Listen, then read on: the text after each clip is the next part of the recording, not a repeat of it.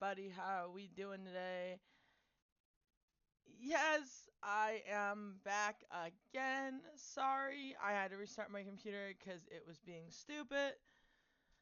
So bear with me 1 second so I can get the game up and running. As you can see by the name of the stream, we are playing Our Life Ocean Boy Time. That's just the name of what I called it today. But it is Our Life beginning and always. Give me 1 second here.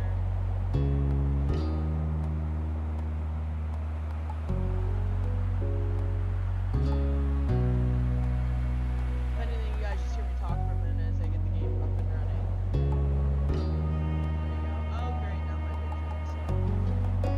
Bear with me 1 second here.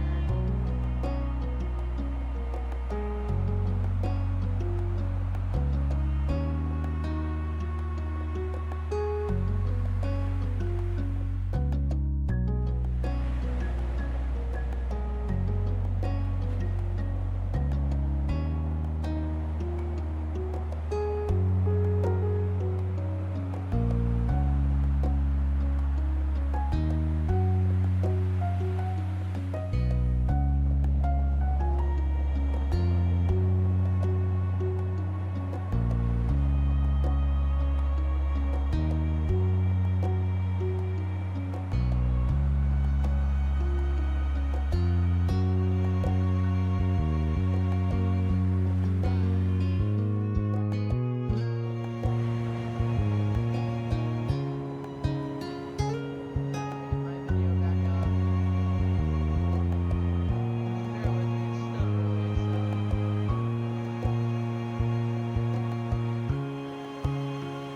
there we go. Back on screen, baby. Alright. So of course today is Our Life Beginning and Always, requested by the one and only Bean himself. Awkward Bean asked why haven't I played Our Life. I was actually gonna save it for the 24-hour stream, but fuck it, I'm just gonna play it today because you know why? I just want to check myself. Ocean Boy. So much. I don't understand. Well, no, I do remember where we're at. Yep.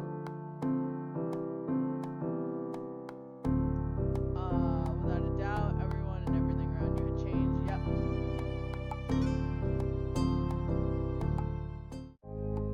It was the first day of summer vacation. The sun was as hot as ever, but you were inside, away from the harsh rays. To be more specific, you were snuggled up in bed, celebrating the first time off by sleeping in, wide awake, head out to enjoy your time with I'm gonna go off of what I would be doing, which is probably sleeping in. That's what I would be doing personally. Well, that's what I would want to do, except for the fact that purely, I have dogs, so that would never happen. But let's go off of what I would want to do.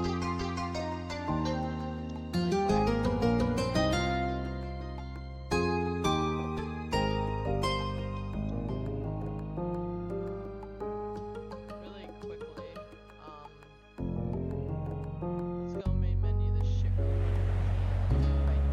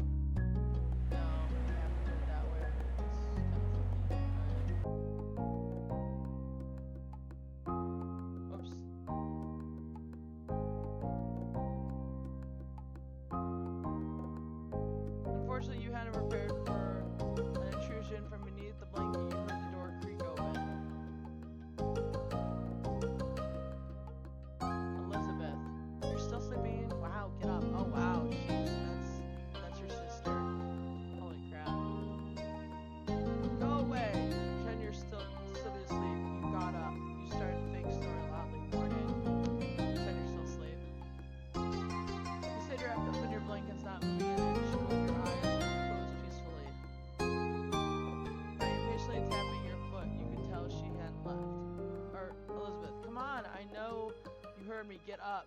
Now I'll come over there. You're so much for being, so much for a lazy morning. Elizabeth, Mom told me to tell you that your baby boyfriend is here and wants to see you again, like he does every day. Elizabeth, he brought some happy summer gift from Mr. Holden. Mom wants you to take it from him. Say thanks or whatever. You did not like the way she called him your baby boyfriend, but you knew by now that she wouldn't stop. That saying that wouldn't stop her. Come on. So come down already. Be right there. Okay, fine. Really great. That's great. I'm coming. I'll be there when I'm there. Great, I'm coming. Elizabeth said nothing else and left, having done what instructed of her.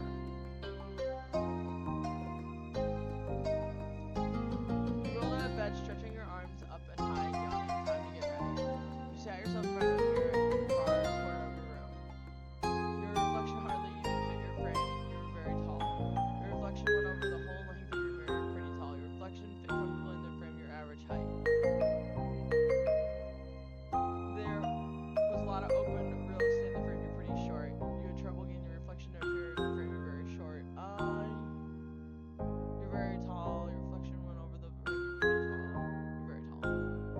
You relating Cove and how it felt being unusually tall. He was one of the rare 13-year-olds whose height was matched for their own. You liked your height. You weren't sure how to feel about it. You kind of self-conscious over it. Self-conscious over it. You could help but feel awkward with the whole body you had. You put finishing touches on your outfit while ruminating on the situation. Careless it had been, Elizabeth's work piqued your curiosity. Planning to go over to see what Cove brought today, so this worked over in your favor. It was when your reflection that your realization, smiling wide, looking forward to seeing him. You left the room, going down the stairs, 2 steps at a time.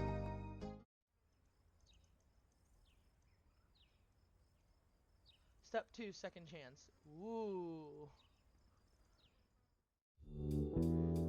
You spotted your mom first reclining on the couch as she held a magazine in her hands, which she was pursuing through. Really quick. They do not feel like reading all this stuff again. Eli, morning, Mom. I actually forgot what I named myself. She looked up at your greeting, smiled instantly. Cat, I swear to God, I'm not in the mood right now. Go, go, go. Go, Hotto. I'm not in the mood. Not the ocean boy. You looked up at your greeting and smiled instantly, appearing on her face. Thanks. Mom, good morning, Eli. Thank you for coming down. Ma's at the door. Cove, you can't stay over today, unfortunately. Why don't you go and thank him before he leaves? You nodded and made your way to the front door just as she said Ma. And she was making conversation. She must have heard you because she looked over your shoulder. Oh. You finally made it. Morning, sleepyhead. Reached forward, and she knew about pat you on the head. She was taller than the average adult woman, so you were still little in her eyes, despite being big for your own age. You let her do it. You happily let her do it. You tilted your head aside to dodge it. You pushed her back and laughed. She pushed your hand. You pushed her hand back and groaned. You happily let her do it. That type of small affectionate exchange was nice. She placed the whole of her hand on top of your head for a second before letting it back up. Cat, I swear to God. Ma, and the last one down today, you know that? Life isn't a race. Morning. I was going to stay longer, so you're welcome. Sorry about the wait. What'd we get? I was going to stay a little longer, so you're welcome. Ma, yes, thank you for gracing us with your presence this fine day. With a small laugh, Ma stepped aside. Cove was, as you remembered exactly, you came him to be. Oh! Look at our little ocean boy. I mean, not so little anymore, but look how awkwardly cute he is. Oh my God!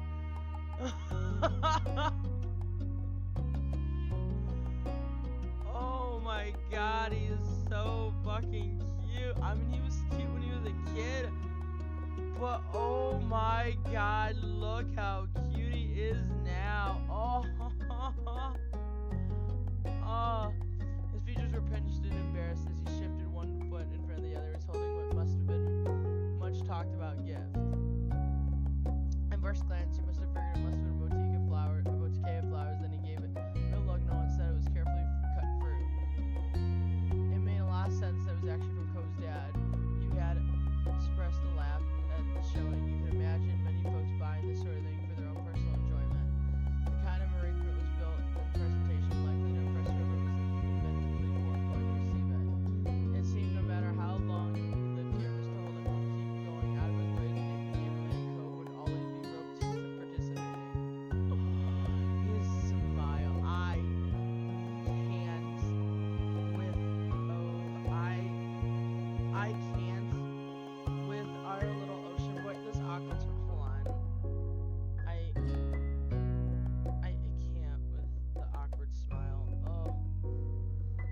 had time to change my cosplay to Cove for the con, I would. I can't.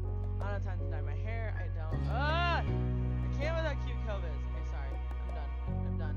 Sort of. Not really, but you know. Cove. So adorable. Cove sighed a relief and sighed to you. He must have been braving something embarrassment to get far, and had clearly been what he was waiting for. Cove, hey Eli. He broke eye contact and stared down at the ground instead. Your heart beat sped up. Being near him, you smiled back fondly. He always had this kind of effect on you. You couldn't help but think ever since the two of you were kids, there was something about him. You were special in this strange, incredible way. Eli, it's nice to see Yeah. you. Cove, yeah, I mean, it's nice seeing you too. Not that it's nice, that it's nice for you to see me. Then both of you had a little bit of a laugh. You gazed. Still didn't meet again. It was already shaping up to be another long summer. The best part was the two of you had plenty of time to enjoy each other's company, relish the time you had together. His awkwardness over the past started to creep back into Cove's nudge, get closer to you. He was ready to relieve of it. Your hands brushed over to his and just slightly when he took a hold of the face. He flinched enough for you to know with certainty he didn't notice what happened. You couldn't help but smirk to yourself, and which the gift was accepted.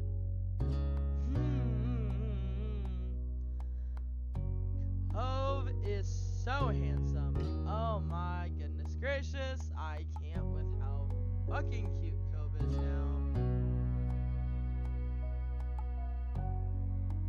Okay, sorry. I cannot with how fucking cute Cove is now. Like, look how fucking handsome he is now. Like, we need to express the elephant in the room, or more or less the very cute fucking elephant in the room. Like, how fucking cute is Cove now?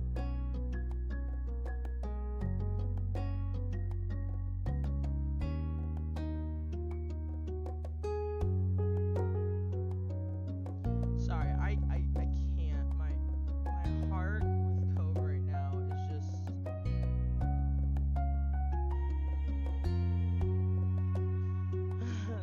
Cove, well that's everything.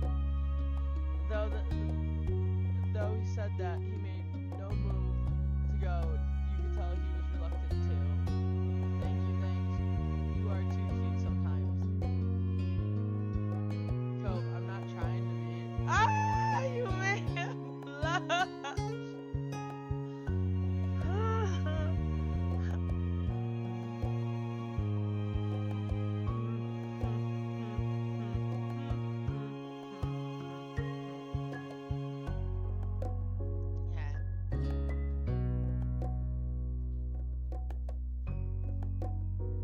It's gonna be very hard to get through this if I keep blushing over. Go. Just thank my dad for all this, okay? Eli, haha, sure thing. Your stolen behavior really was different from any other neighbor you've ever had. Though, after 5 years, you're used to his antics, and since you made up your mind on your opinion was, he was nice, he was sort of funny, it was pretty weird, you didn't like him, he was great. He was great and kind of handsome to boot.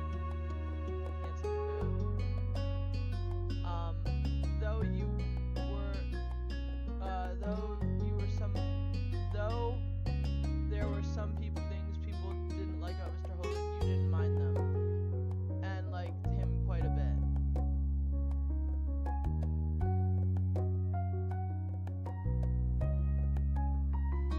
And even if Cove's dad couldn't pretend like he wasn't a nice looking guy, that was good too, but it was something you kept to yourself.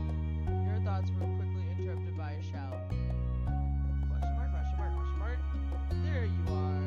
You shared a confused look with Cove as both you stepped through the open doors of your neighborhood street. Ooh, I can't with Cove. He is fucking fun. He's cute. Oh my goodness gracious. I'm gonna have a bunch of Cove pictures by the end of this. Just like, oh my gosh. Okay. I cheated. I actually looked who it was. Whoopsies. It didn't take long for you to locate the source of the noise. You spotted Derek just a few yards down the road. You ran up to you. You were happy to see the sight of him. You were confused at the sight of him. You disappeared at the sight of him. Yeah, let's just say you were happy. Derek certainly welcomed us to your neighborhood. It was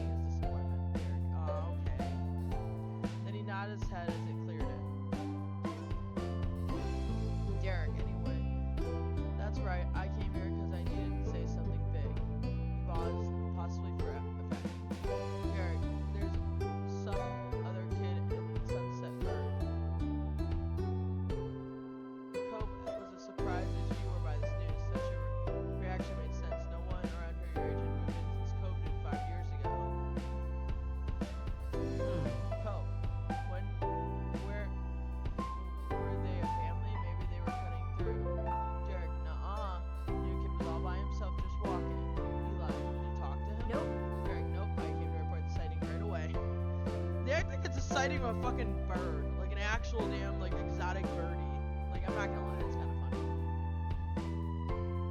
Derek, the new kid, had green hair, glasses, were pretty small, seemed really upset about something. I hope he didn't move. Hey, that sounded like Cobb when we first met him, sort of. You blinked slowly. You looked over at your long-term neighbor. Eli, that sounds a lot like you, Cobb, when you first got here anyway. Cobb, does it? You shook your head, dismissing the thought from his mind. Derek snickered good-naturedly. Derek, I can see that really well. Now, you say so. Derek, but would you say let's go find Cobb's look-alike? You should all meet him. Sure. Cobb, I'll do it. Eli, sure. I want to see this person is. Derek grinned. Then he pointed down the street, the way he came. Derek, last I saw him, the mysterious visitor was going this direction. Nothing else needed to be said. The three of them were off with Derek leading the way. Derek, okay, really quick, because I have a stupid tendency not to save every few feet. Derek brought you to the beach. As the trio made their way down the shore of the old playground, you walked the familiar path in comfortable silence. When you were almost there, you spotted the kid in question. His bright colors almost shone the beacon beneath the rays of the sun. He scuffled around, kicking the sand and paste. It true, he certainly seemed upset, but you didn't think he was sad. He looked original pictured. No, his erratic movements, scrunched expression came off angry. You were curious about him, and he was mad about Derek. Must have felt the same as you. Waved wildly, calling out to the boy. God, Derek.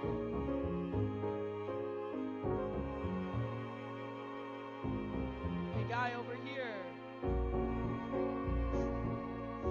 That's the haircut I can. It's kind of funny, but we're good. Literally, we're good. The kid whipped around an impressive scowl, carving deep into his face. Eyes were tired, but a strong, hostile energy still radiated from him. What? What is it? What do you want? Said the questionable boy. Sharp tone Derek made Derek flinch. He stiffed on his feet. Derek, what's your name? Jeremy. What's that it? No. Derek. No, I'm Derek. That's Eli Cobb. We just walked around and saw you. Wanted to say hi. Eli. Found a lot of kids our age in the neighborhood. Derek. So, it's cool to see one from somewhere else here. Strangely, Jeremy grew furious by your response. If stem could erupt from a person's ears, or steam could erupt from a person's ears, what would happen then? Jeremy, they did bring me somewhere stupid, of course. I know it.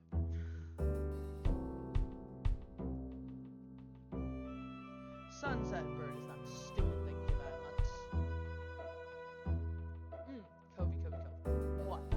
My parents. Jeremy, my parents, they were the ones who brought me here. I didn't walk to this town. Can you not figure that out on your own? Right. Derek, right. My dad brings me the Sunset Bird when he came from work and all that stuff. It's not bad. I heard him a glare from Jeremy. Derek winced beneath it, glancing away, and struggled to remain friendly to this Jeremy guy. I mean, I wouldn't want to come here for a real vacation probably either. Jeremy, that's an understatement. This isn't how does vacation. It's a waste of time and chore. Jeremy, my parents' family is nearby, and we just had to come to see them. Right. So, if your parents' family doesn't, that make them family too? I guess. Jeremy, I guess. Derek, that's a good reason to come by. Did you want to go somewhere else? Jeremy, no. Jeremy crossed his arms with a huff. He turned away. Jeremy, they should have gone by themselves since they cared so much and left me home. But I'm not allowed to be home by myself.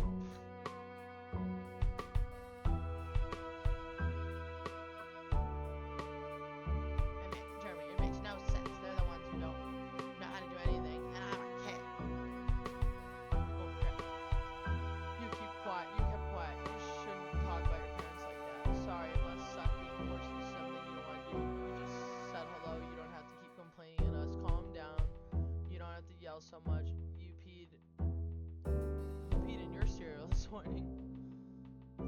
down. You don't have to yell so much. Let's try to calm the situation down. Jeremy, you really don't know anything. You turn to Cove, lowering your voice. You lied. The two of you aren't really similar after all. Jeremy must have good hearing though, because he caught the private exchange. Stupid. Of course you're not similar. My eyebrows aren't stupid. Cove's cheeks flushed crimson at an insult. You could have been sure if it wasn't out of embarrassment or anger. Baby Derek, come on. Wait, what? No, Cove's your eyebrows are so cool. How could you say that when you got a full cut? Don't listen to him. You're really unique and special. Well, they're kind of silly. Apologize to Cove right now. You can't treat people like that. Cove smiled weakly. Okay. Jeremy, okay, I'm sorry. Your eyebrows are so terrible. You rolled your eyes. You crossed your arms, your chest. You shook your head. You patted Cove on the shoulder. You lunged towards Jeremy. You grinned, and all this.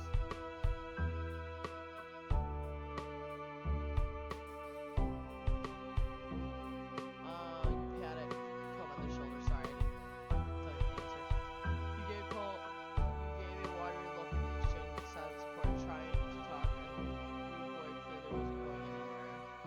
Derek, wow, what's wrong with you? Instead of taking offense, Jeremy only parroted Derek's voice in a nasally voice. Wow, what is wrong with you? This is dumb. Jeremy stuck his tongue out and sulked away, throwing more sand as everywhere he went. You watched him go hunched over until there was a speck in your vision. Silence resigned in his wake. The three of you tried to process what just fucking happened. Jeez. Yeah, I'm competing your cereal. Damn. Derek, I can't believe what a mean kid. Derek wasn't kidding. And by the sound of earlier complaints, the new boy Jeremy was going to be in the area for at least a while this summer. Derek sighed at this, made him plopping on the ground. You followed Cove and did shortly after. There wasn't much else you could do. This sucks. This sucks. I was hoping we could meet somebody fun, hang out maybe. He shook his head at the moment. You slowed down and turned with a hopeful expression. Derek, but should we really improve this day? He lied. What? He didn't respond. Instead, he used a hand to point right to the arrangement that you were still holding.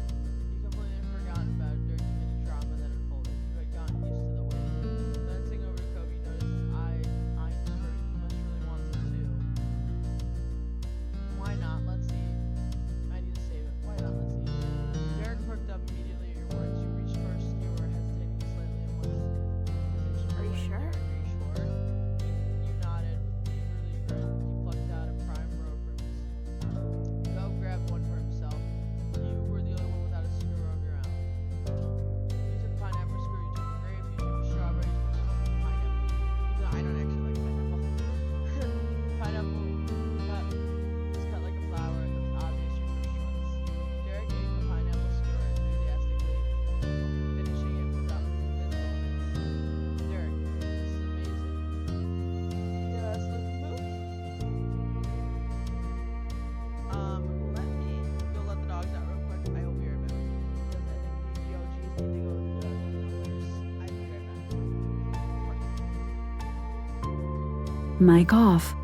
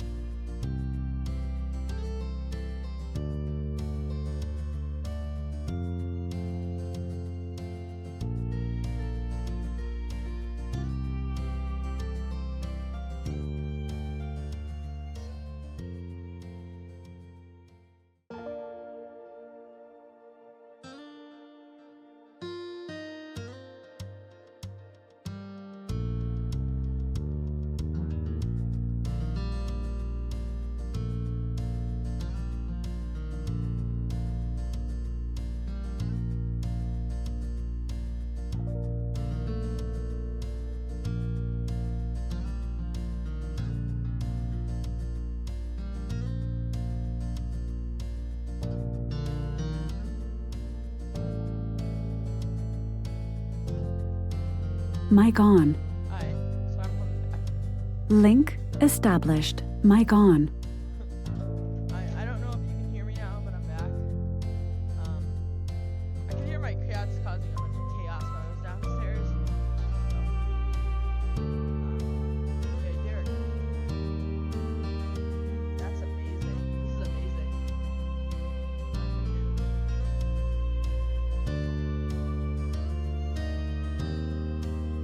Poe continued munching on his making small noises, mouth full. Derek, hey, you remember the land before time? Oh my god. I do. I don't know about y'all, but I remember the land before time. Littlefoot's mom passing on. Oh, that was, the first thing makes me think of it. Dinosaurs, all of the leaves were shaped like stars. Oh gosh. That is true. That is true. Or like, the little Petrie. I clues? No, you falls. I falls. Petrie, I falls. Cope. Tree stars. Yeah. Derek, yeah. Chopping leaves looks so delicious when they did it. Derek, and they were all, Derek, and there was the scene that was pretty trees, and all the dinosaurs came in, picked everything off of them until there was nothing, and that's us right now. Awesome. I love that movie. I've never seen it. I don't like that one. That movie isn't for kids. Movies for kids. These are so good. Should I worry about you? You think it tastes better if they're shaped like stars? I love that movie. I mean, the movie's cute. Don't get me wrong. The movie's really cute. Derek, me too. Really quick. The three of you continued, like for this, for the next few minutes. Eventually, the display was barren. It looked weird when devoided of fruit. Hey, we weren't supposed to eat all of it. It did help make you feel better. Eating all of it hadn't really made you feel better. It did help make you feel better. Derek was right. It was good already, brightening up from the earlier drama. Cope, hey Eli. Oh, my cats are gonna be stupid right now. Eli, yeah? The two of you met eyes casually. Cope, that's pretty cool. He said back to that guy.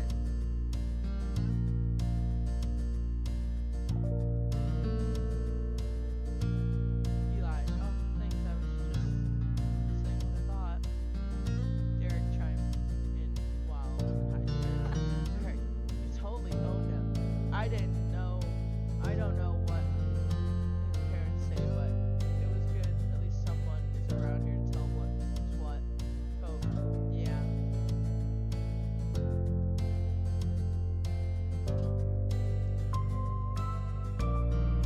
Derek then leaned back in his arms, contemplated the sky with tongue inside. Derek, so, are you guys ready for summer break? Yeah, no, I'm not sure. Are you? How soon is this ready for a break? Shadow, how are you doing? Derek, cool. On you. Wish I could say the same. It feels a lot to plan.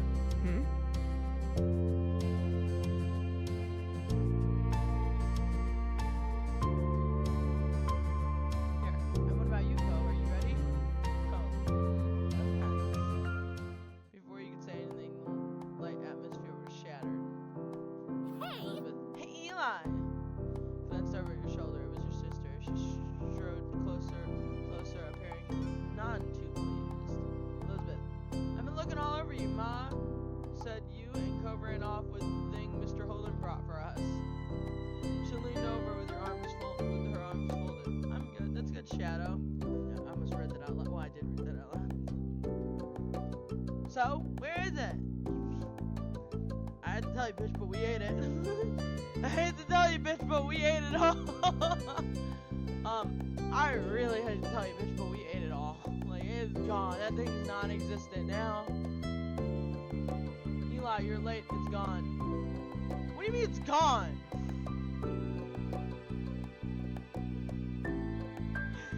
I was so excited to read it that way. I shouldn't read it that way. Sorry.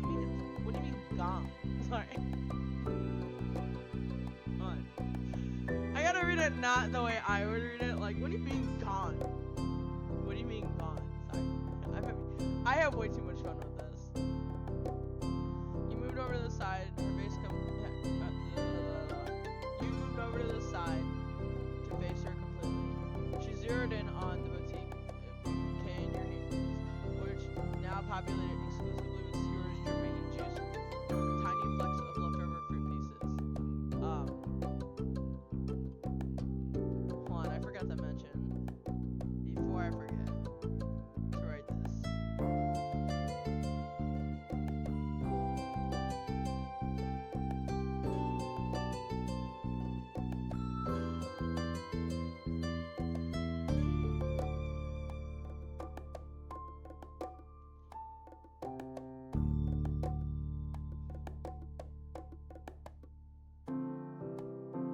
I always spell this wrong too.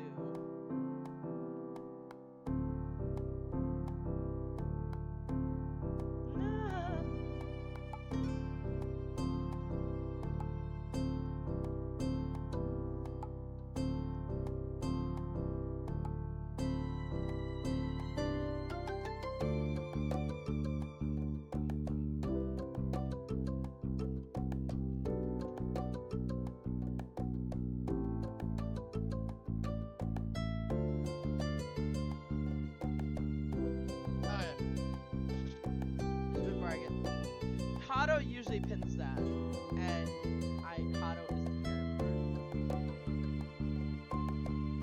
Her mouth dropped open, and a tone in her voice rose. What? Elizabeth, seriously, Eli, what were you thinking? It was supposed to be for all of us at home. She glanced over at Cove, who sat beside you and continued mockingly. Elizabeth, even if you were the most important person in the household to deliver the boy, this was up to his dad. It seemed everybody was in the mood to tease you and Cove today. Cove's cheeks became a couple of shades redder, but he didn't deny the accusation. He couldn't. Everyone knew the two of you gave each other special priority. Sorry, Elizabeth, get over it. Well, this morning you've been kind of a disaster. We were hungry. It wasn't us. A seagull came down and ate it all while we weren't looking. Get over it. Elizabeth narrowed her eyes, not all okay with the kind of response. Derek, no. I hear this kind of keeps coming back. We better get out of here. Elizabeth been confused and looked over around. What? Elizabeth, what kid? I don't see anyone. Derek didn't bother explaining. He just launched his feet and ran off. Cove hopped up too, gladly taking the opportunity to exit the situation after following Derek, but he sent a look over to you from his shoulder. You turned, watched Elizabeth, stared back at you, proud eyes. You ran, you stayed. You ran! Without a word, you two got to your feet and bolted down the beach. Unimpressed, Elizabeth rolled her eyes. So Elizabeth, immature. so immature.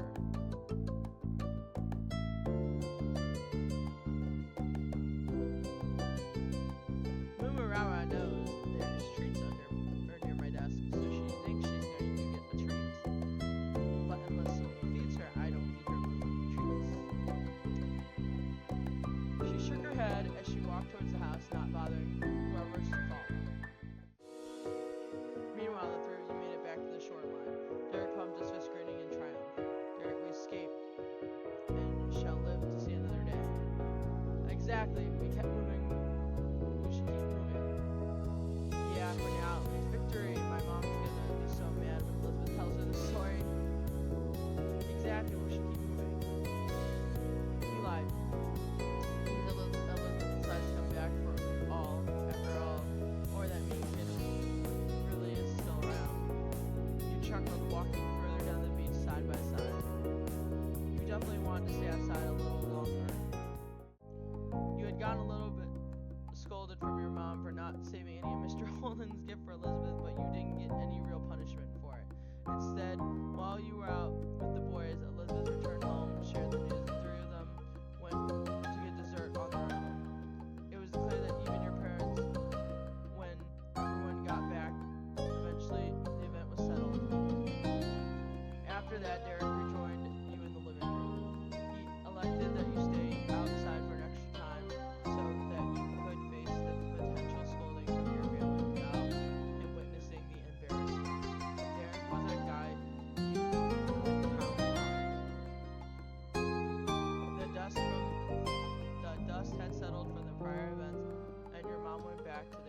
moms went back to the room, so Derek was just taking it easy until his dad arrived.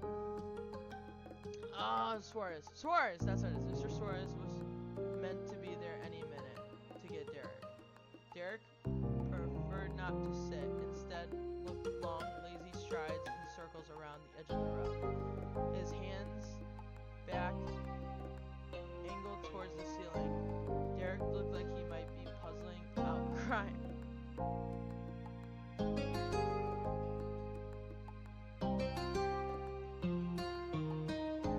He probably made a half a dozen rounds when a solid knock struck the front door, then Derek stopped in his tracks. Derek, Dad's here. They both... Hold on a second. I'm so sorry, you guys. I will be right back. So the worst part about getting tattoos is that your skin gets really, really dry from them. So, like, really, really dry from them. And the one is like super fucking dry.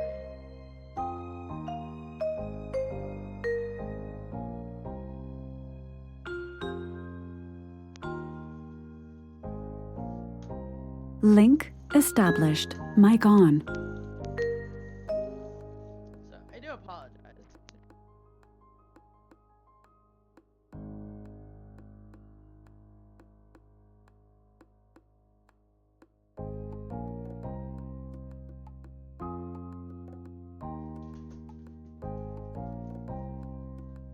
Link established. Mic on. Sorry about that. The one was like really itching on my leg. So I have two new tattoos. I have one on my leg and I have one on my arm. The one on my arm does not itch half as bad as the one on my leg. And I kept itching and I'm like, okay, I gotta stop and put Aquaphor in it. Alright. Both stepped towards the door in unison. You arrived first since you had a half a room ahead of start. You pulled it open only to crack someone zoomed in past you. The beak-neck flash of a human was still entirely unrecognizable, or entirely recognizable. It was Derek's little brother, Nicholas Suarez. He shouted triumphantly. Oh, I love his hair.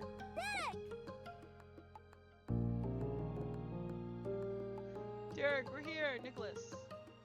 He was always 6, the tiniest kid around. Hot on his heels came in the middle. Suarez's son, middle Suarez's son, George. I think that's George spelled with a J. Nicholas. George. Nicholas. We have to stay in the car. Whoa! I was done. You're going home. We're not here to play. He was 10. His patience was being tested. Oh my god, I love this.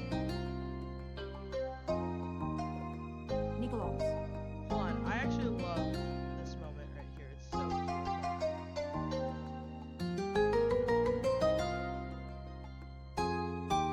Sorry, I love this moment right here. It's really cute. Not even gonna lie. The youngest was frantically shook his head and made his hair even messier than it already was. Nicholas' hair was wild and free like he was. Hair clips his parents. Midman couldn't contain his energy, which might have been surprising considering he loved cars even though he had to wear his shirt covered to them. But you knew Nicholas loved Derek even more.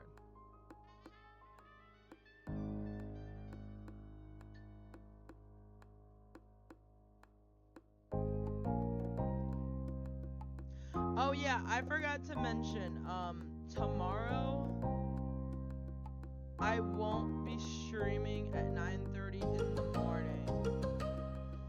And I totally forgot about this. I have a doctor's appointment tomorrow, so unfortunately I won't. But then for sure,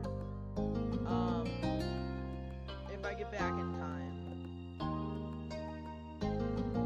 I should be good unless, yeah, I should be good if I come back in time to stream, and if I'm not back in time, then I'll just do my stream later on in the day like I normally do.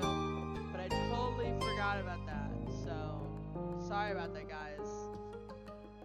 I should have mentioned that, and I totally forgot about it until now, so, and it just reminded me that's what you heard, so I do apologize. I'm actually gonna write that in Discord before I forget.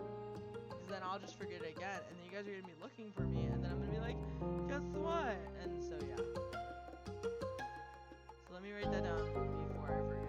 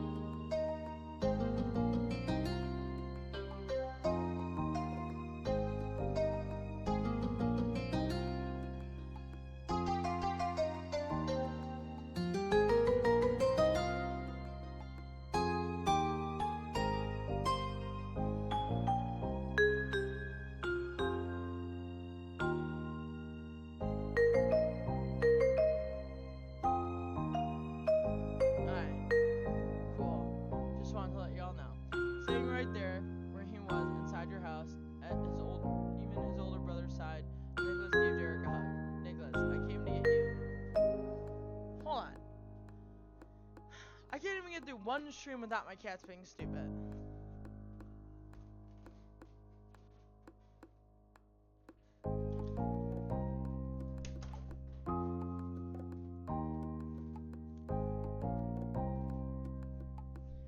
Sorry.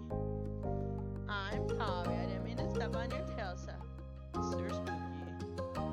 I stepped on Hotto's tail trying to see what was going on. Okay. Maybe I can get through more of this without Captain Spooky and Captain Spookier being dumb. Okay. Derek went down to scoop Nicholas into his arms.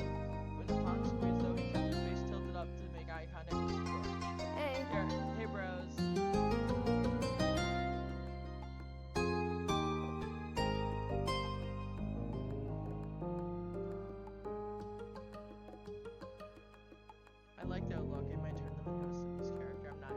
Side by side, Mr. and Mrs. Suarez trailed in. The resemblance between the parents and the children was clear. Derek and George were the spitting images of their father. George was even called Junior, while Nicholas was the mom. Good evening. Mr. Suarez, a good evening, Eli. Hello. Mrs. Suarez, hello. You'll have to forgive me for the brief circuses visiting town the boys had come to. Hi, don't worry about it. You're welcome here. You didn't know what to say to them. I love seeing the boys. Really shrugged. You're welcome here. The frown that had been struck on George's face finally eased up a little. Mrs. Suarez. Oh, how kind. Goodbye. Mrs. Suarez. We can't stay. Thank you for letting Derek visit and tell your mother said hello. Okay. Mrs. Suarez, come on, boys. All four of you now. Let's give the Andrews family their house back. Mrs. Suarez, coming. Yes, Mom. George, yes, Mom. Oh, 4 boys to the dad. Okay, I was like, wait a minute, there's only 3. Half of the group trotted forward with only one word. They were past Mrs. Suarez and out the door. She watched them go before surveying the situation with much troublesome one. Nicholas was bouncing around Derek as if he hadn't heard from his parents. Derek and his mom looked out, identical expressions, exhaustion, affection. When an opportunity opened up between hops, Derek carefully took a hold of Nicholas' small hand. Derek, let's go to the car, Nico. You can sit next to me. Thrilled with the promise, Nicholas let out another cheer. Let's go. Nicholas, yay, let's go to the car! I don't feel like losing this. Mr. Suarez left there, trusting her eldest, and went to join Mr. Suarez and George. Nicholas gripped Derek's black wristband with his free hand, stretching it outward in eager attempt to lead his bigger brother along. Derek stumbled forward with a chuckle, most to protect the band from being pulled to, or rather, Nicholas actually having the strength to move him. But he made sure not to forget you, Derek said his goodbye from over his shoulder. Bye, pal, said Derek. Bye, good night. Goodbye, everyone. You waved the group off. You stood there watching. Goodbye, everyone.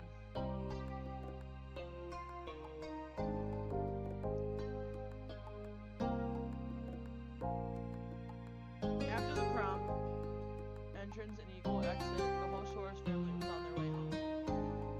You, however, didn't have anywhere to go. It was late enough the rest of the day would be spent inside your own home. That was a while ago now. Later that night, you found yourself seated near the kitchen counter. Ooh, your excuse me. I do apologize about that. His ear had headphones in.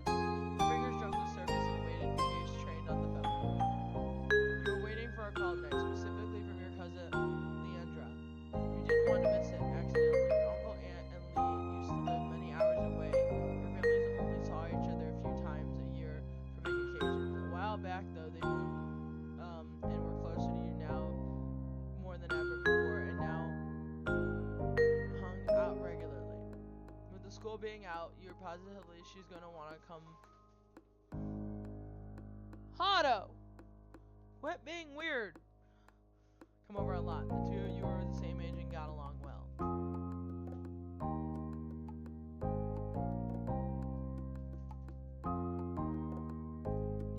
You used to really be fond of Elizabeth too.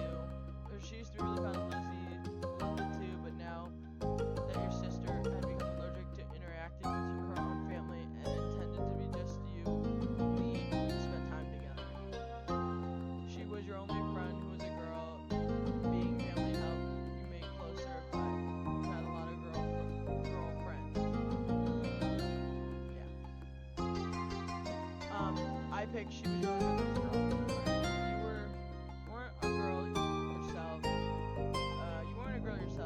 So maybe that was why. You had plenty of other friends, but you didn't really have a lot of other friends either. You had plenty of other friends. Yeah, we'll do that one. Ma always said that quality was more important than quantity when Elizabeth bemoaned your small social circle. You weren't sure how friendship quality was judged, but nonetheless, thought what you had was good.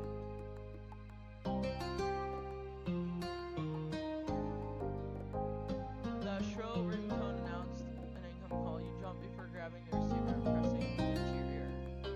Lee, finally, who is it? You're the resident Eli speaking.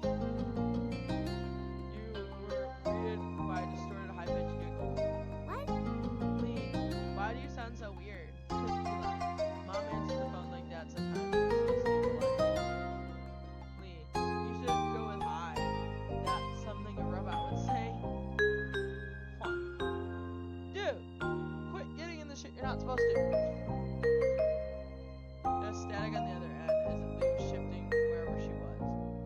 Lee, you can't believe school was actually over. I thought it would never be done. Lee, no. Don't have to do anything boring stuff, and we have to hang out wherever we want. Speaking of hanging out, Eli, Lee, can we wait a second? Let me just head to my room. Oh yeah. Lee, oh yeah. You got up from your seat at the counter. Luckily the phone was wireless. Didn't have to worry about any cords tying you down. Your mom's had a rule about not moving the phone unless a call was in progress, which is why you had to sit by the cradle waiting for them to call. Your moms could be really unfair. You thought that made sense. You didn't really like it, but it had to happen. You weren't the only person here. If anyone could take the phone anywhere, anytime, in your castle. You could easily imagine the receiver having a new forever home in Elizabeth's locked room. But now that Lee called anyway, it was okay for you to go upstairs to your bedroom and talk to her. You jogged up the stairs, taking two at a time, smiling. After you arrived, you shut the bedroom door finally firmly behind you. You took a seat at your bed. Eli, alright, I'm here. Cool. Cool.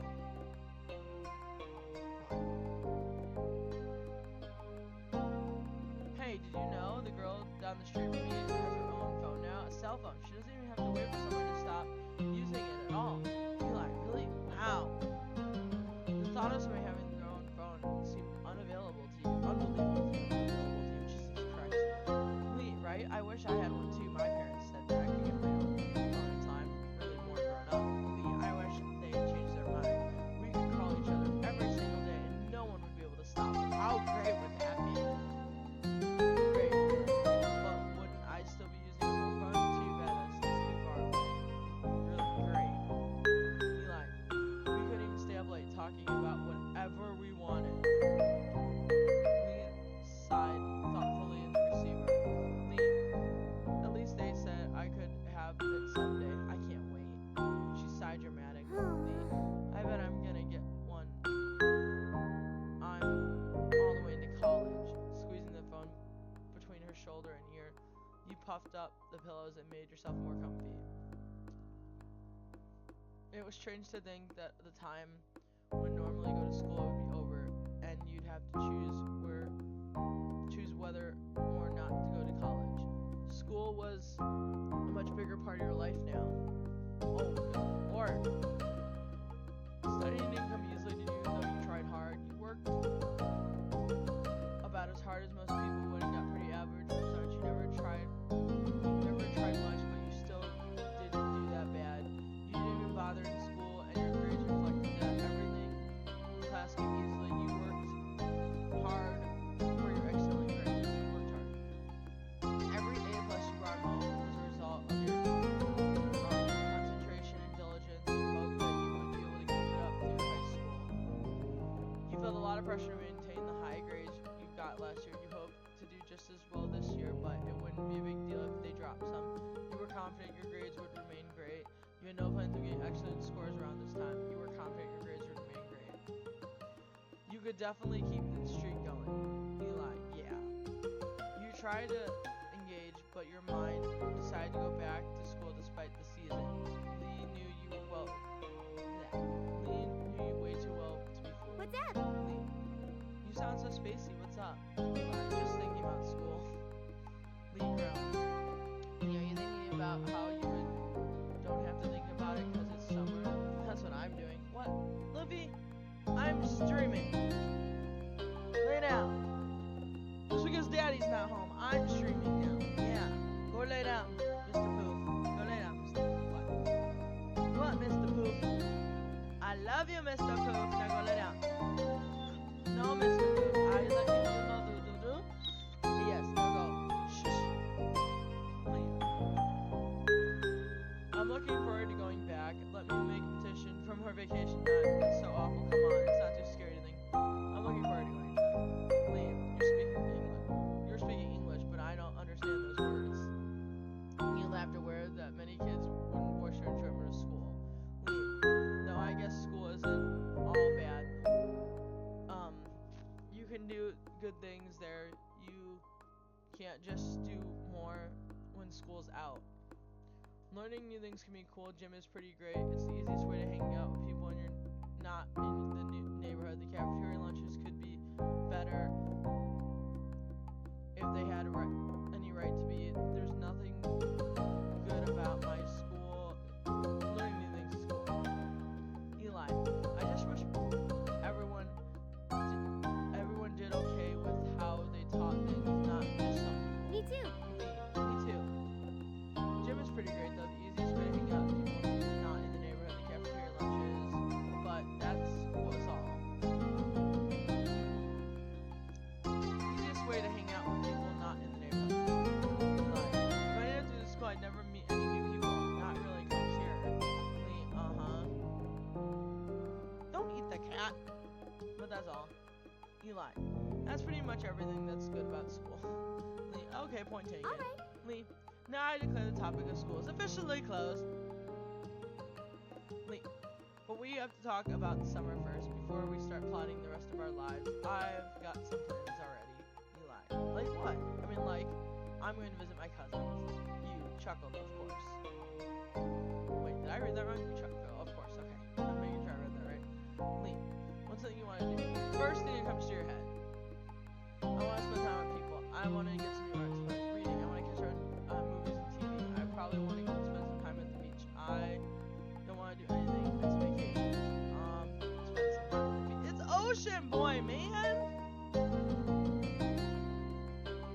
I could have guessed that one.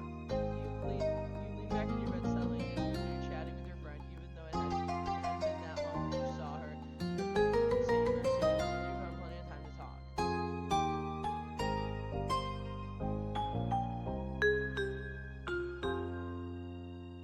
From one, the events of the day, you sat up straighter. I am going to take a shot of her because, man, she's pretty. She's very pretty. I like her. She's very pretty. Eli, I was with Cove and Derek today. We met a new kid. Lee, like at your neighborhood? Eli, his parents were visiting family, and so it sounds like he had been around for a while. I don't know how long. Lee, what was he like? Asshole. I know that's not creepy, mean, weird, kind of interesting. We'll go mean because he was mean. He kept snapping when all of us were trying to talk to him, and he just kept being rude to everyone. Eli, especially Cove, it was awful. Lee, I don't think I would. Eli, you want a boy you stay away from before meeting him? That's an unexpected twist.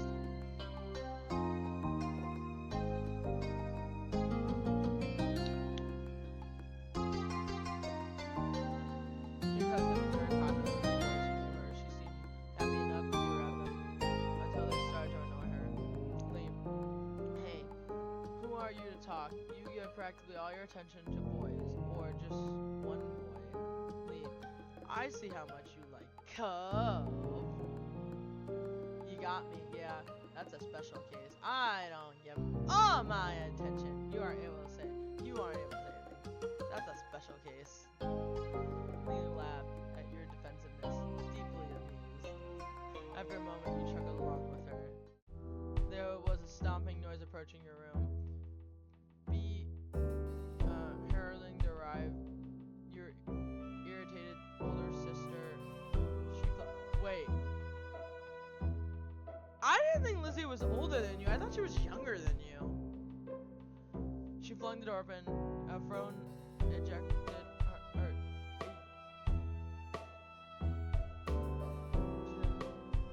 Throne looked on her face. Come How on. long are you going to be hogged the phone? Glancing your watch, you realized that your quick claw had gone on much longer than you anticipated. Elizabeth held out her hand, the other lodged on her hip. She noticed the realization on your face. Elizabeth, time's up. Gotta go. I'll see you soon. With a sigh. Say your goodbyes to Lee. Sorry for being so long. I'm still using it. No, get out of my room. Gotta go. I'll see you soon, okay? Bye. Lee. Oh yeah, I'll see you soon. Tell Elizabeth and your mom to say hi. You barely pressed the end call when Elizabeth whisked the headset away from your fingers and began dialing someone new as she strode out of your room. Your ma's voice called down from downstairs. Ma, hey, has anyone seen the phone? Elizabeth, I'm using it. With that, she shut your door behind you. Silence was left in the wake. Was the one at the end of the first summer's break. Some time later, it had gotten dark outside and you laid in bed awake. Your window rattled at all the sun, startling you badly. You flinched, staring over at it with furrowed brows. From your vantage point, you saw the moon and the open sky. You were scared, confused, annoyed, curious. What had caused that noise? Cocking your head, you sat up and moved close to the window. You wanted to get to the bottom of this. Excuse me.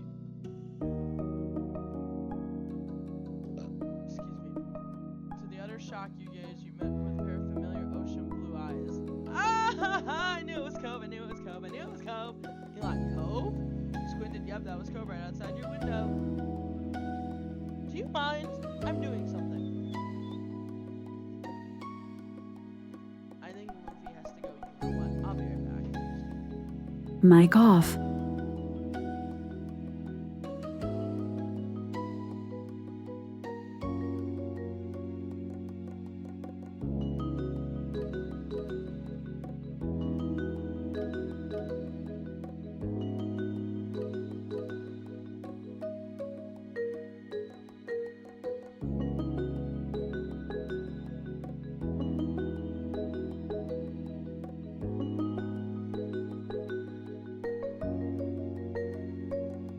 Link established. Mic off.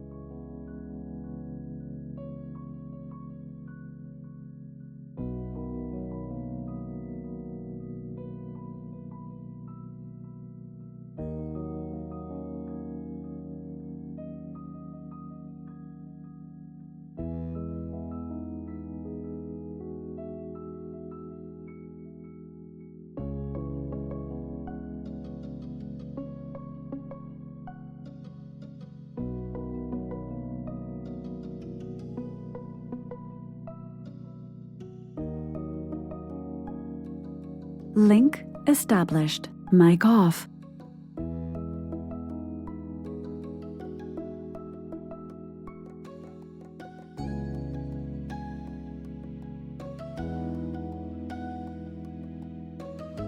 Link established. Mic off.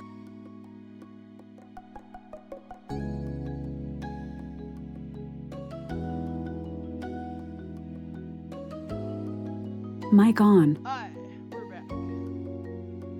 Your house is very angular and some parts stuck further than others, so theoretically wouldn't be hard to climb around. And just because someone couldn't, didn't mean you expected it to ever happen. To his credit, Cove was doing fine. His feet were braced against a section of the wall that jutted out. His arms flexed with the effort to keep him upright. He easily lifted a hand and waved it out at you from the side of the glass. You hurriedly opened a window.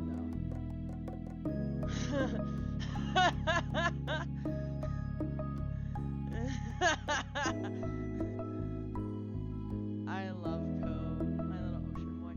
Cove climbed over the edge, released a breath. He was safe once he was safely inside. I love Cove. Look at that handsome ocean boy. Look at that handsome ocean boy. Cove, hi Eli. What are you doing? What's up, Romeo? This sure is a surprise. You are always welcome here. What's up? Is everything okay? What happened? You're lucky I didn't start screaming. Amazing, my dreams have come true. This is a surprise, but you're always welcome here. Cove, thanks. I wanted to come see you. I figured this is the only way. If I ring the doorbell, I know your moms wouldn't have answered, and they just make me go home. I didn't really want to explain why coming over anyway. I don't want to talk about it.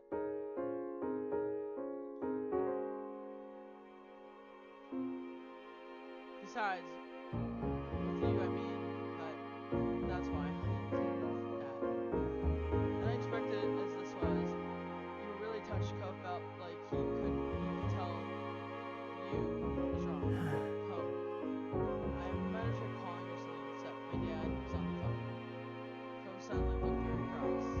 Cove, Dad, he was talking to my mom.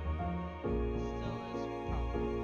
Raised your eyebrows. Cove was eavesdropping on his parents' phone conversation. You shouldn't have done that. You dropped your dad. I wouldn't have done that. Didn't comment on that eavesdropping.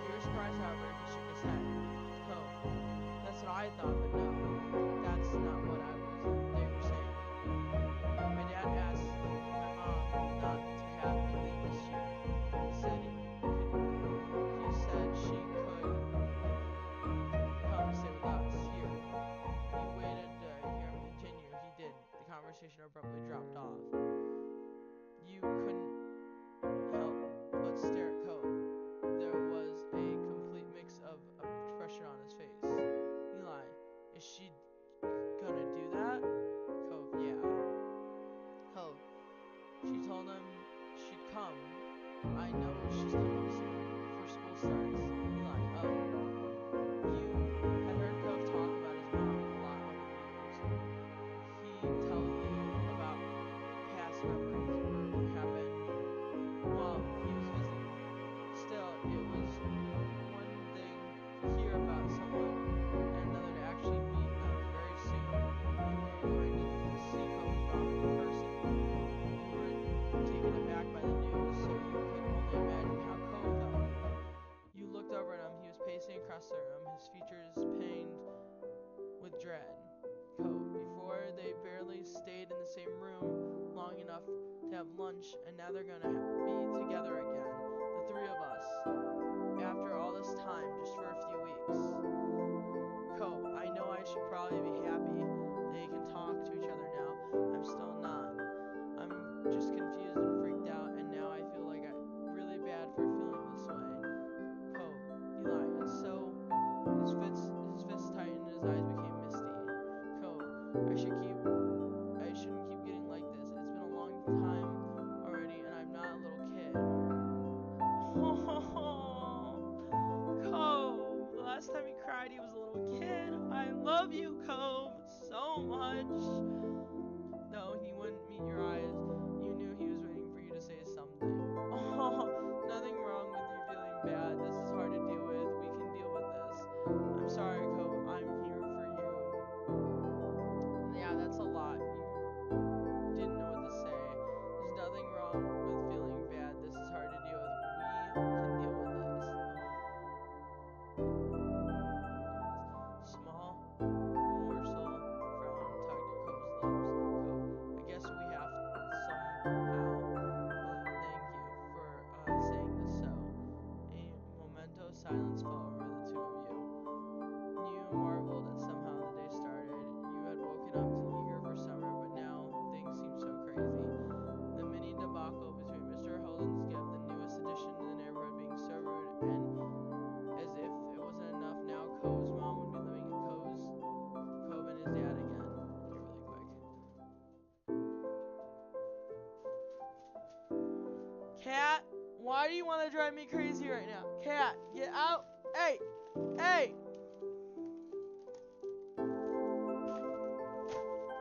Come on.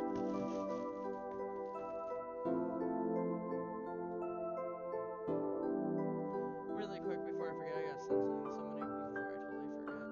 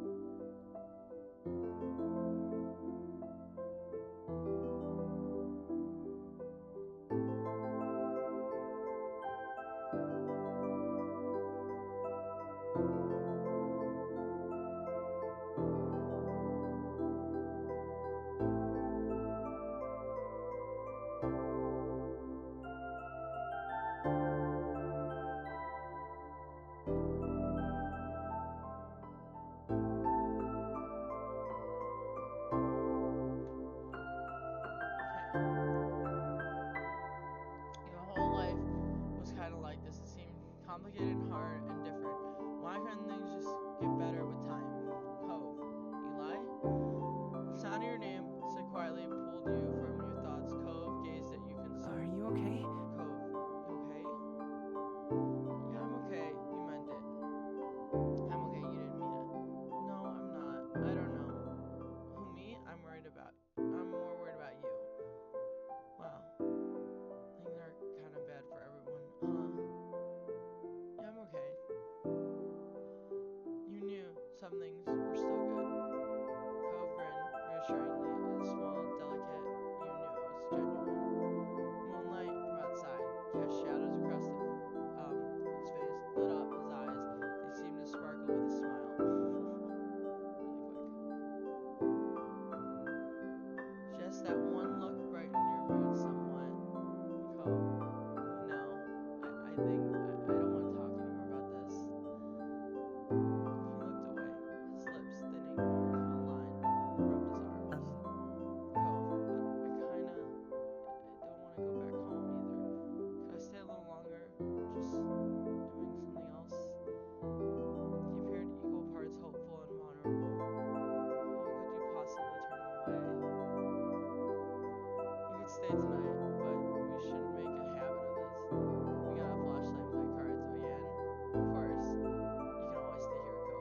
As if even had to ask. Cove perked up at your response. A smile appeared on his face and immediately took a seat, not afraid to get comfortable in your room. You felt a little better at the sight somehow. You always still had a little worries, but you were always glad he was here. And not just tonight. You were glad he came into your life in the first place. That you had changed you never wanted him to do. It felt totally natural to let him into your little world. He fit in it like a missing piece of puzzle. And you were certain there was room to get closer. You joined Cove on the bed, taking a seat across him. He smiled at you again, but you could tell this time it was a half-hearted. He was still easy to read. Though he didn't want to talk about his mom and dad, he must be thinking about what happened and about to happen. You smiled gently at him. You put a hand on his shoulder, you patted his back, you hugged him, you took your hand in his, you nudged him with your foot. You hugged him. You moved closer and wrapped your arms around him. It wasn't much help, but you hoped the contact would help a little. Cove froze up and startled. After a moment, his arms came up and returned the hug. The two of you remained like that for some time. You might have mumbled something at you, but it was quiet to tell what it was. When you pulled back, his expression softened into something more natural.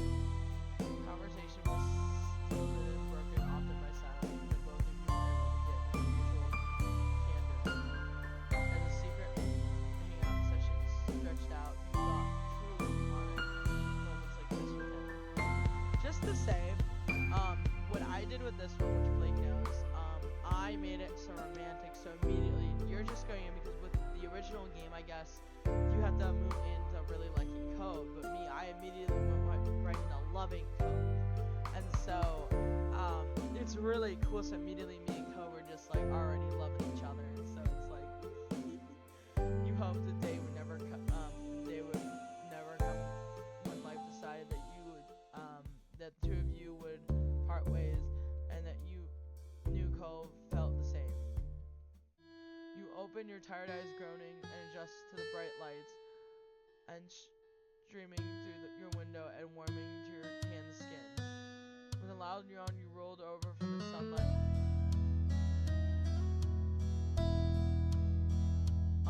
Blinked a couple of times, clearing the sleep from your eyes, before realizing with a start that it was actually morning. You couldn't remember even falling asleep.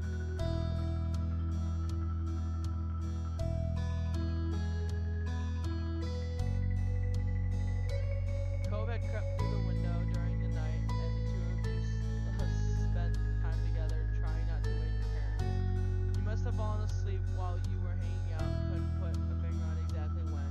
You wondered how late Cove had stayed before heading home. You rubbed your face and yawned, contemplating whether you should get out of bed or ready for the day, or snuggled up for a little while longer.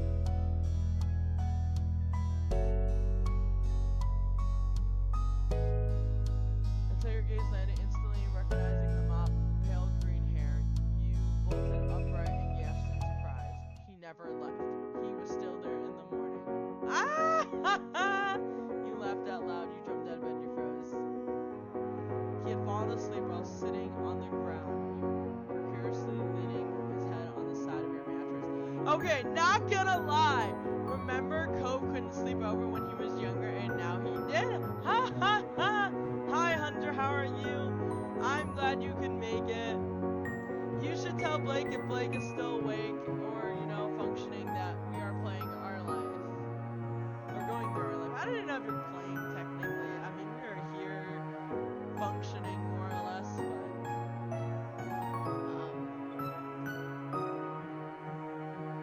but baby boy, I have literally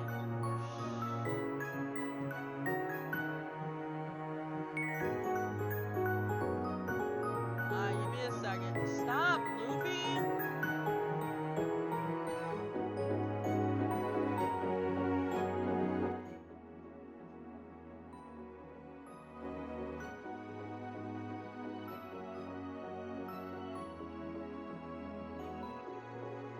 that better?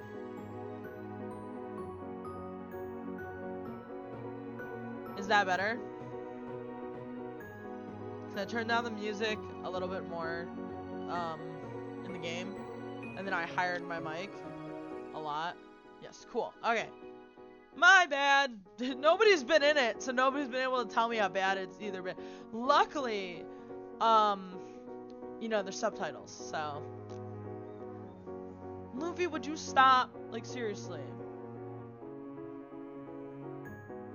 With a laugh, Kove's eyes snapped open and his head slipped from its source of support. He didn't stop going down until he smacked his head right into the floor with a crack. You clamped a hand over your mouth and looked down with him with a wide eye curled up, and he landed rather ungracefully. Cove, ow. You laughed even more. Are you okay? You helped them up. Shh, my mom's gonna hear us. Oh, by the way, I picked. You helped them up. Eli, here. You complied by putting his hand on yours. You helped them up back into a sitting position. Eli, are you okay? Cove, yeah, I'm alright. If either of your moms found out that Cove had slept here last night, the two of you would be in big trouble.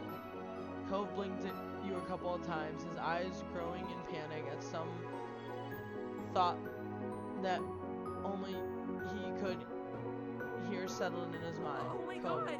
oh my god, I fell asleep. You weren't exactly sure what to do as you watched Cove pace in your room looking around frantically. Cove stopped mid-step. You wanted to ask what he had been searching for, but you guessed he wouldn't know what the answer would have been himself. Despite that, he had calmed down completely. The atmosphere was still frazzled. It's gonna be alright. Were you going to be in so much trouble? Just calm down, settle down before my mom's here. You didn't say anything. We're gonna be in so much trouble. It's gonna be alright. Eli, you're just going to have to leave before anyone notices you're here. If you knew, we wouldn't.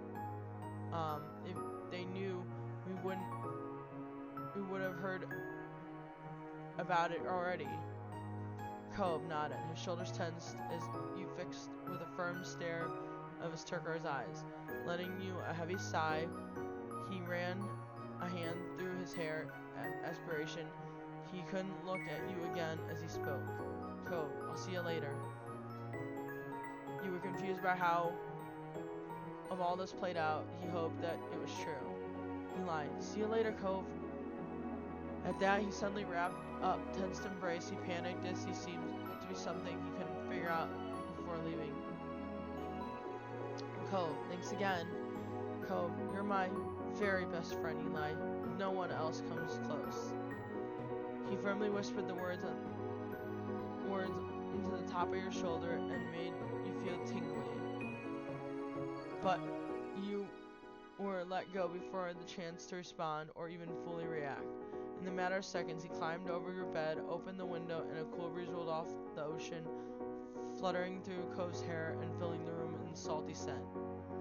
Cove fearlessly stepped into the ledge. You wished him luck. You railed him to keep going. You suggested to sneak out the door and said,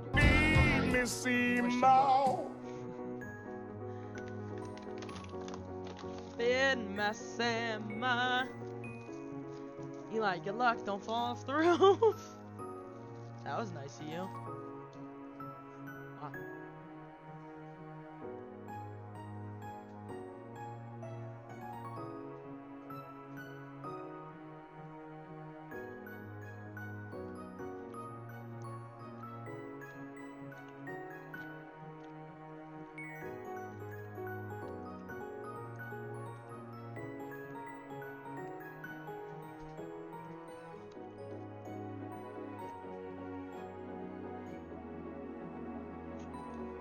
Alright.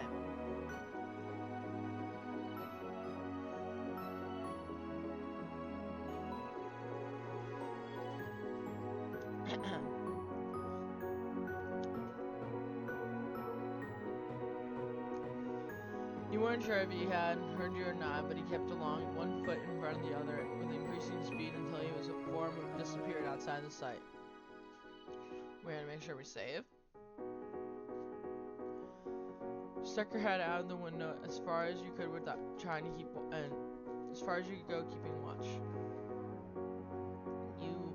He walked full length the ledge before jumping to the top of the garage, lowering himself into the fence. From there, he finally dropped to the ground. You threw yourself a thumbs up as he successfully climbed. He then ran off towards his house without stopping, disappearing behind the side of another building.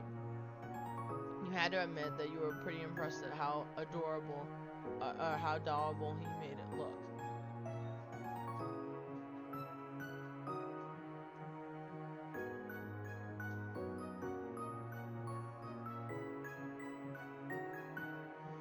Can you turn down the music? It's still kind of loud. Is that better?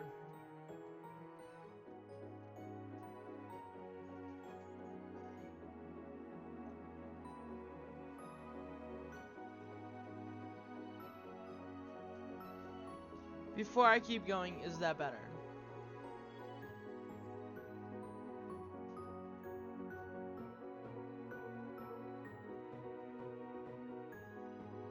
Okay.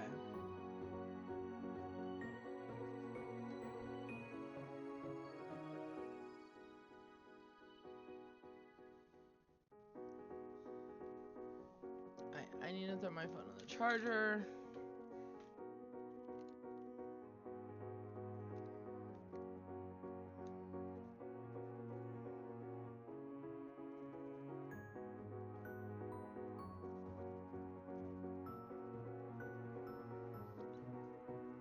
Although I seem to have a way of seeming so smooth without even meaning to. With a little sigh, you reclosed your window, deciding there was nothing more you could do. You hopped off your bed and got ready to head downstairs for the day. You put on your slippers, you checked yourself in the mirror, you made your bed, you just left. It was too early to do anything else.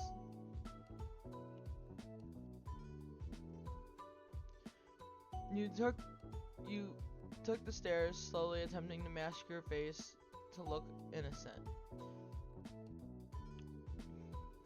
You were sure that someone would have come into your room if they had heard anything strange, but you couldn't be too careful.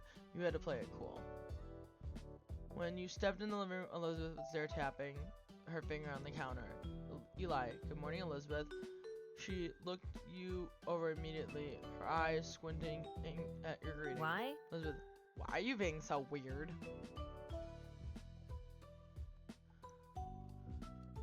You hadn't even done anything. Your big sister never missed a beat, unfortunately. Your eyes flickered left and right as you sidestepped her and headed towards the kitchen. Elizabeth, Eli. You shrugged it off. You clammed up. Wouldn't you like to know? Sorry. You excitedly blurted it out. You folded. You clammed up. You shrugged it off. Eli, I'm not. You spoke so nonchalantly you almost thought you believed her. But you knew better. Further suspicion occurred as she waited for something. But ultimately, she rolled her eyes. You weren't sure if we're in trouble or not. She didn't seem to care enough to dig any further. Elizabeth, whatever. And then she walked off straight out the front door, letting it slam shut behind her, and you let out a brief sigh. Elizabeth went out most days to hang out with her friends from school around town. Today, you were extra glad of that, though you were also grateful she hadn't left the house any sooner, risking running into Cove. It looked like you were getting away with that. Paragus was eaten in a piece and alone. Your moms were both out by the time you had gotten up. They had left you in a serving food from breakfast they made: hash browns, an omelet, fruit salad, there were a few sausage links. You took a bit of everything. You passed some parts, things you didn't like. You passed some parts because you weren't trying to avoid meat. You passed some parts because you were trying to avoid animal products. You took a bit of everything. What the hell? It was tasty. You appreciated that it was a variety of meals your mom made. The day lazily drifted off by home, and eventually your parents returned. Oh, big stretches. You pulled open the fridge again, lingering the frosty air from the moment or two by grabbing a bottle of ice water and taking a long drink. It was perfect. Lemon dog, enough. Come on, go. Go. And decided to head out the doors to find something to do. You had decided what to do and just left, but you weren't sure something would pop up, occupy your time. As you were heading out the front door, you paused for a moment. You hadn't seen Cove since he had left this morning, and you couldn't help but think about what had happened to him. Safe? Wouldn't it be bad to go over to his house right now or call to check in? You stepped out of the house, still stuck in an internal debate with yourself, when the voice caught your attention. Hi. Question mark? Question mark? Question mark? Hi, Eli. Confused, you looked over to see where the unrecognizable woman was waving at you. A friendly smile plastered on your face. You racked your memory for where you might have heard that before, but nothing came to mind. Not your school, or from a country club your mom took you to. You had absolutely no idea who the woman was. Why am I putting money on it's Cove's mom? The woman crossed the road towards you and a little unsure whether or not you should stay put or go back in the house and lock the door. Oops, I'm sorry. Was that presumptuous?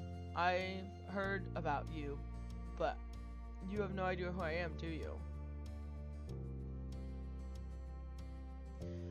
You shook your head, and she removed her sunglasses and revealed sparkling ocean blue eyes. All of a sudden, she seemed a little more familiar.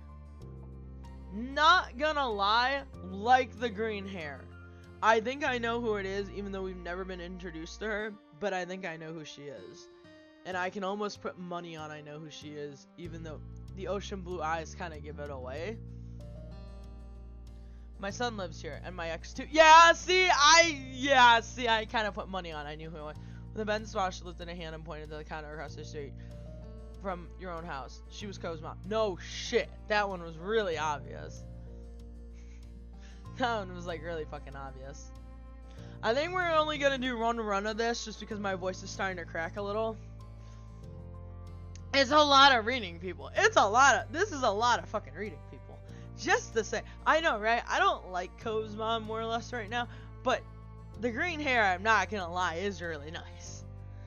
You didn't know why you hadn't realized sooner, now that you had gotten a good look at her. You seem nice, you seem sort of strange. She looked really young. She does look really young. It made sense that she was Cove's mom. She felt so different to Cove. She was super pretty. I'm gonna say she felt so different to Cove, because she does. In a little time, you had been around Cove. She gives off a totally different impression than Cove did.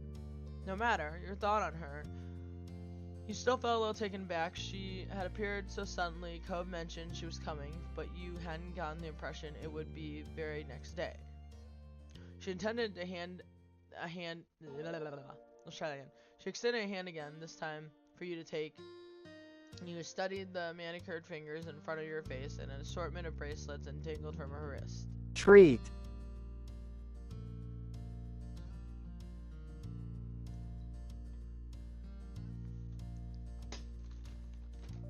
Hydrate, you bastard! Hydrate! I'm a kitty cat. I'm a kitty cat.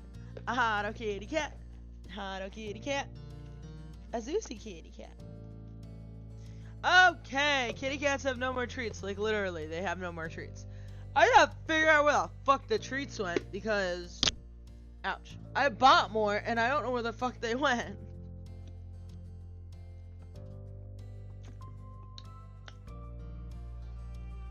Hi.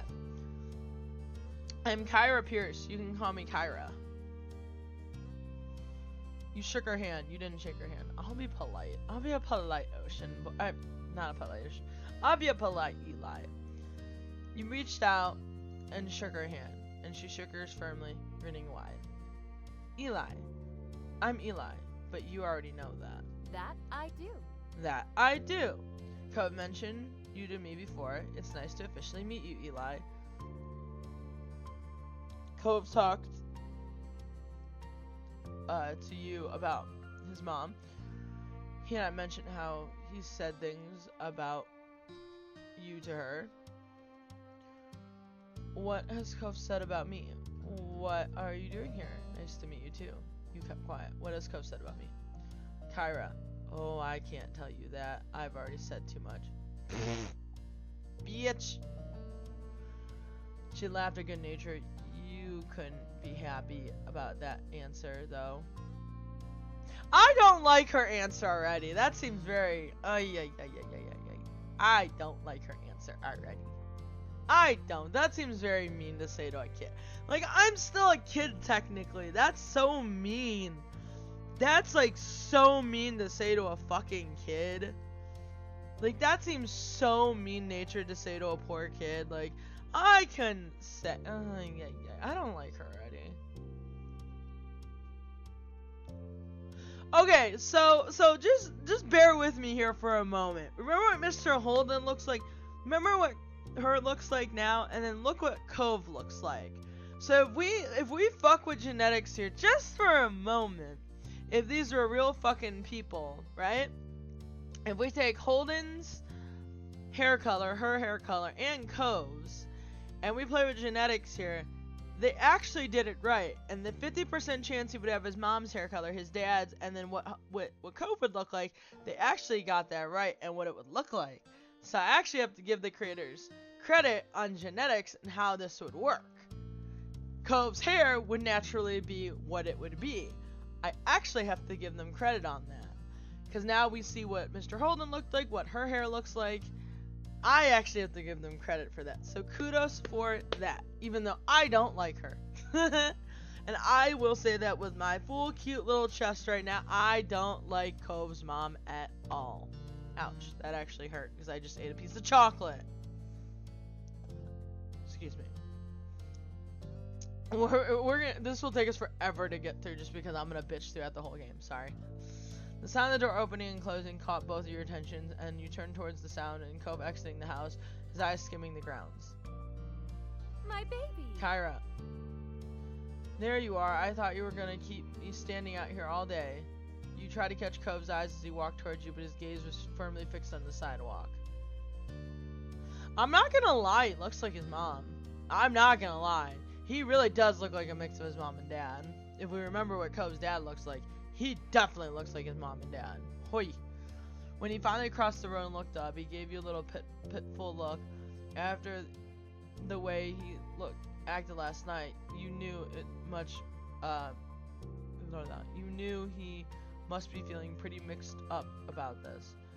You tried to wordlessly express that you understood. Kyra, Cove and I are heading to town to grab something to eat while the snore is at work. Oh, that was mean to say. Kyra beamed at Cove and ruffled his hair, which only seemed to upset him more. You assured him the snore she was talking about was Mr. Holden. Kyra, hey, you should come with us, Eli. I'd love to get to know you better.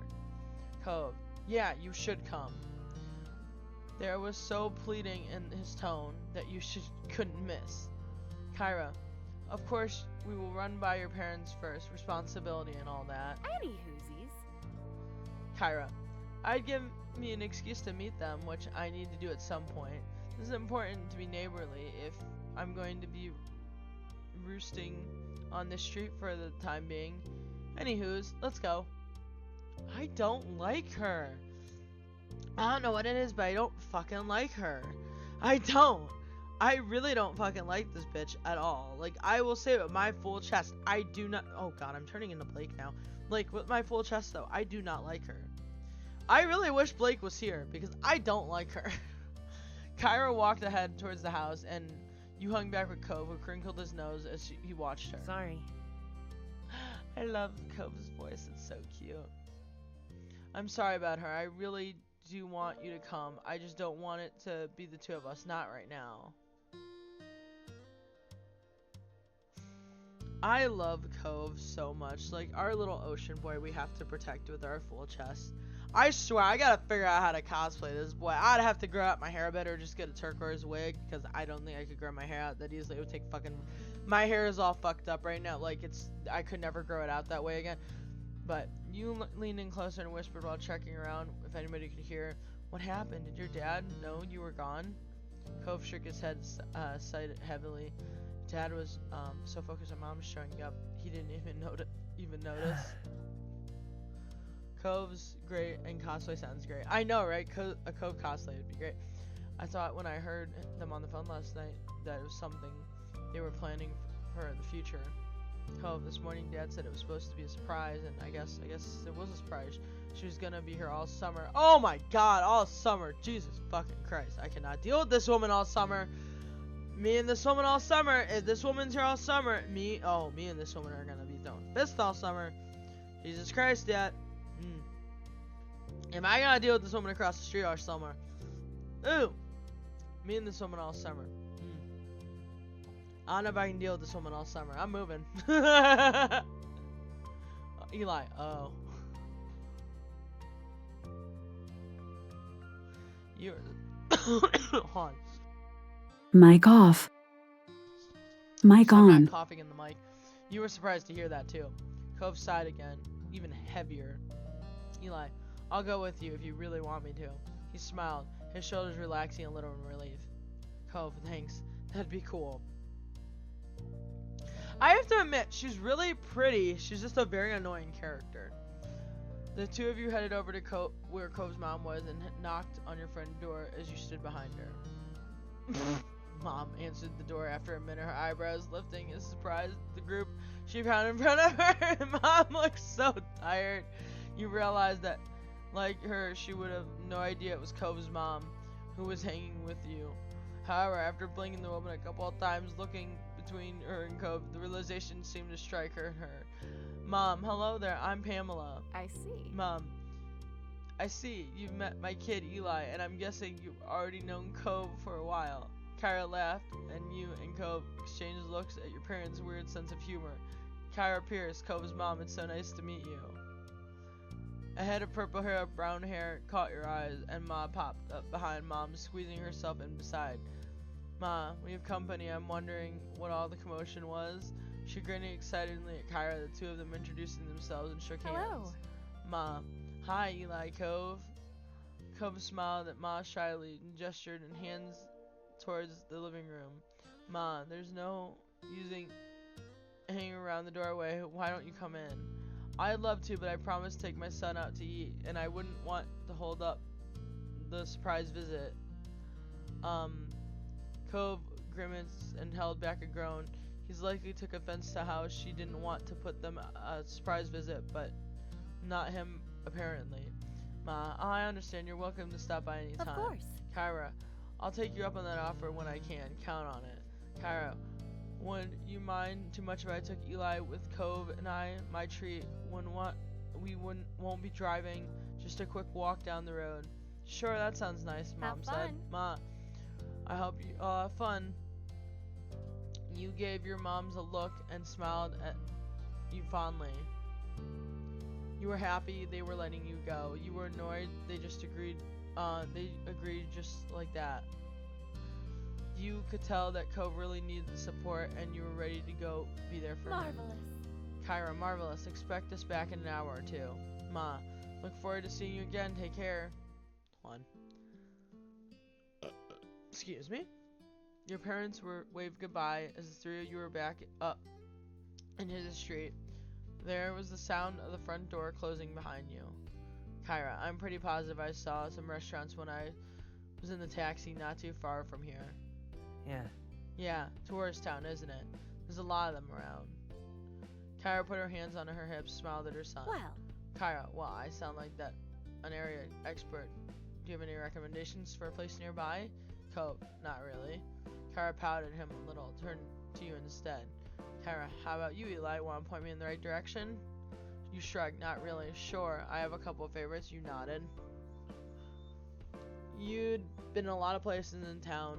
There's a couple that stood out to you from the rest. Eli, there's a Chinese restaurant that me and my family go to all the time. It's mom's favorite. Eli, the tropical themed place that tries to be sort of fancy. Kyra, both sound like a treat. I'll leave it to pick for us since Cove is going through a phase over there. He hopped at her and turned his face away. Chinese restaurant, the tropical theme place. You insisted Cove contribute to this decision. You insisted Kyra decide. Eli, you can go through whatever phase you want, but you still gotta say restaurant you want to eat at Cove. You mumbled sulkily, willing to reject his mom, but not you. Cove, I like the tropical place more. Kyra, then I would have gone. That's what I would have gone for too. With the 2 votes in favor of one restaurant, it seemed very settled. Eli, we can go there. Thank you. Kyra, thank you, Eli. Kyra, will you show us the way? You nodded, taking the lead for your little group as Cove and your mom followed. Cove and his mom followed you behind. Together, the 3 of you left the neighborhood behind. Stretch. Since I don't have a stretch option. Ouchies. Okay. How long is this one? Jeez.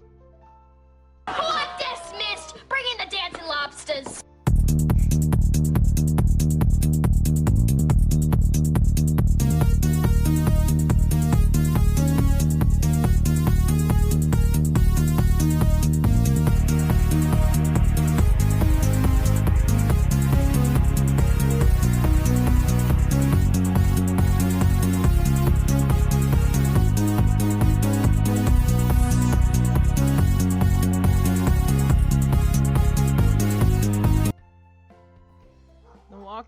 Was about 10-15 minutes, and along the way Kyra asked a lot of questions about the area. Cove was quiet most of the time, so you ended up answering her instead.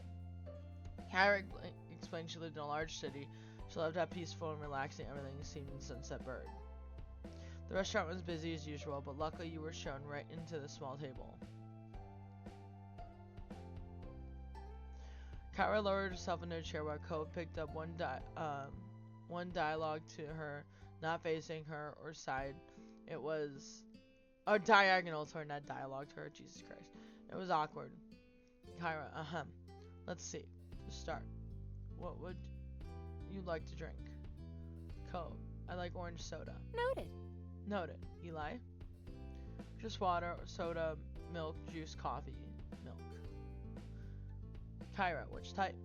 Just plain chocolate, strawberry, soy. Chocolate! Kyra, sure. Kyra placed the order for your drinks, getting a black, hot coffee for herself. It didn't take long before they brought it to the table and set it in front of you. You took a long sip of for your drink, and you looked around the restaurant. Save. Your small group checked over the menus, deciding what to order. The last time you were here, you ordered was amazing. You wanted to order something different this time. Kyra and Cove didn't seem encouragement for this. They were totally focused on information in front of them. Soon the meals were too. You ordered, the menus were taken. You glanced at the table surface, waiting to figure out what to say. Cove looked very moment and dreading sinking back further into his seat, crossing his arms. His sour feelings today were unignorable. Instead of asking more open questions, he brushed them off. Kyra, mercy on her son, instead of putting her focus towards you. So? Kyra, Eli, what's the feelings about you're into? There's gotta be something you do for fun, especially now that you're not buried into school assignments. Holy schmoly! I like reading, I like to watch. I like to read, I like to watch. Games are fun, I like to play, I like to hang out, I like to go to the beach, and I'm into sports like music. I like time on art. I write things. I spend time studying fashion. I'm really into Cove. I'm really into Cove. Kyra let us laugh, and Cove gasped beside you. It was dramatic enough to inhale and almost choked on his soda. She chuckled, reaction exactly why you said it. Cove, Eli. Cove whispered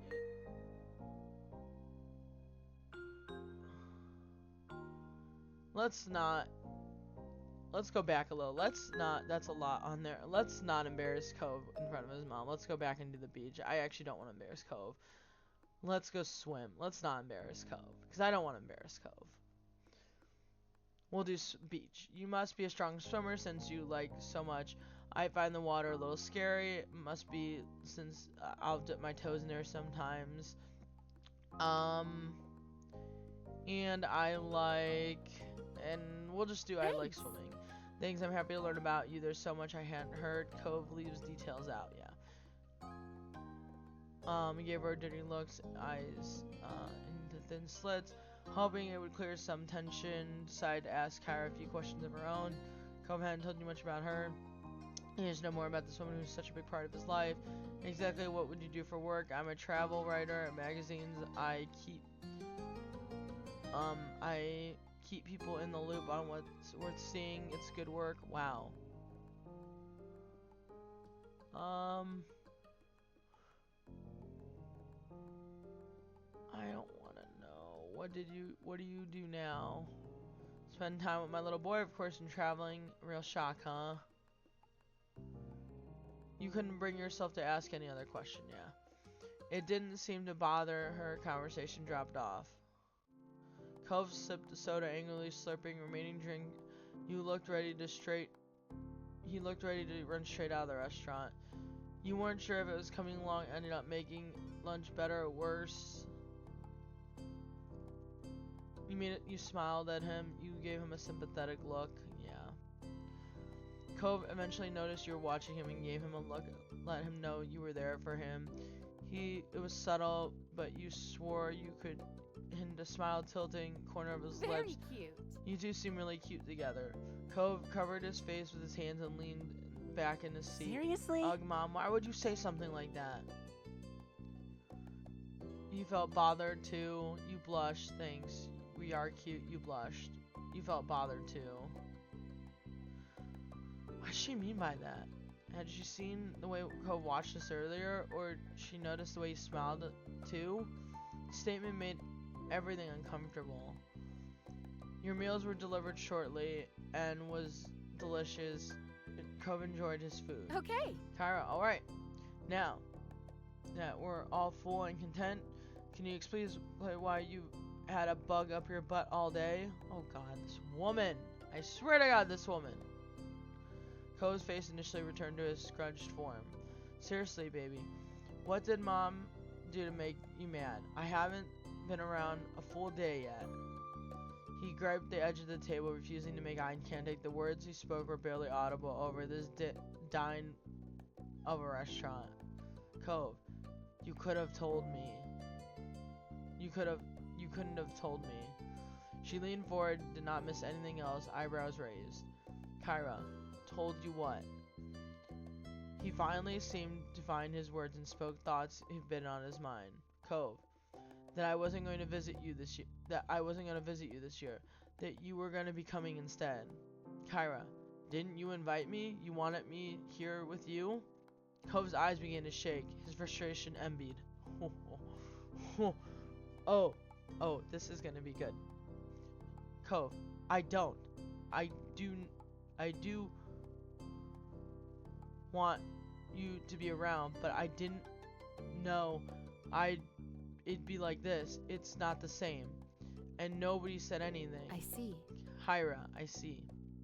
Her expression grew tense. She threaded her fingers together and placed her hands in front of her on the table. Kyra, we've both began gifting another Clifford surprise.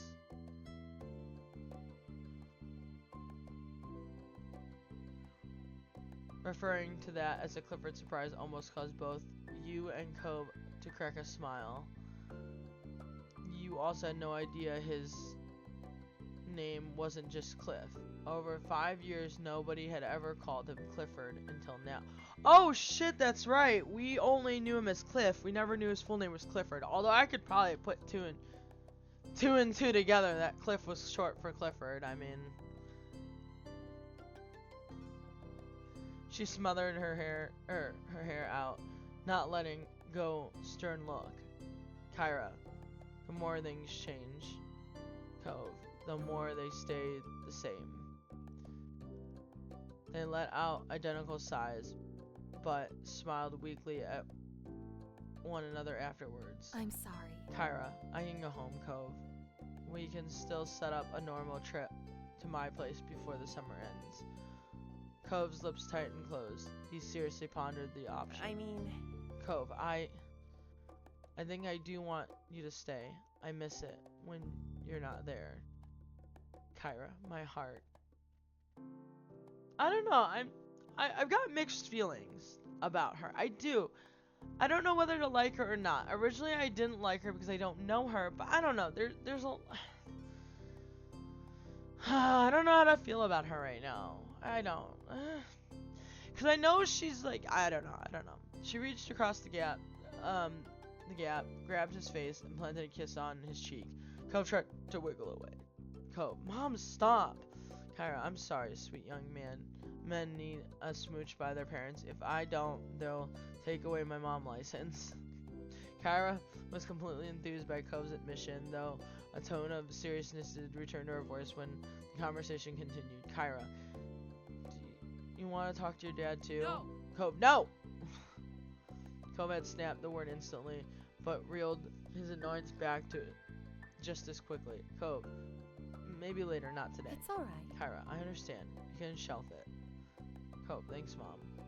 Kyra, thank you for letting me... talking to me, little mister. She grinned affectionately at him before turning your way. Kyra, and thank you, Eli. Eli, huh? What'd I do? It's easy to act like a baby with your mom. It's harder to keep that up with your neighbor watching everything. Kyra, especially when you really care about what said neighbor thinks of you. She winks. Cove, Mom! She ruffled his hair with a laugh and then moved her hand on tapped that end of his nose. And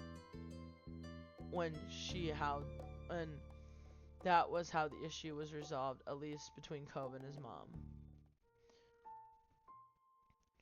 When the three of you left the restaurant, Kyra paid the bill. You walked back to your neighborhood slowly. Holy Lord, this is so much to read. You eat up so much of your time, you began feeling sleepy. It didn't help that lunch had happened and late, and the sun was already beginning to descend from the sky. I love his hair. Actually, hold on. I do love his hair a lot. Like, not even low-key gonna lie. His hair is like, I love it. But eventually, you reached the street. Someone was there to greet you upon arrival. Cove's dad. Welcome back, family. And Eli, too. Huh. Kyra, Cliff. Oh my god! See, this is what I mean. She has mixed feelings, and she's such a bitch to Cliff. I don't like it. Cove, dad. The two of you walk past him in the condo, sparing another word despite the summer heat. Their shoulders were cold. Cove's dad. Uh-oh, I'm in trouble. He rubbed the back of his neck with a cocked smile, but his eyes were soft as he looked on after them. Cove's dad. He's so much like his mom, don't you think? He gave a vague nod.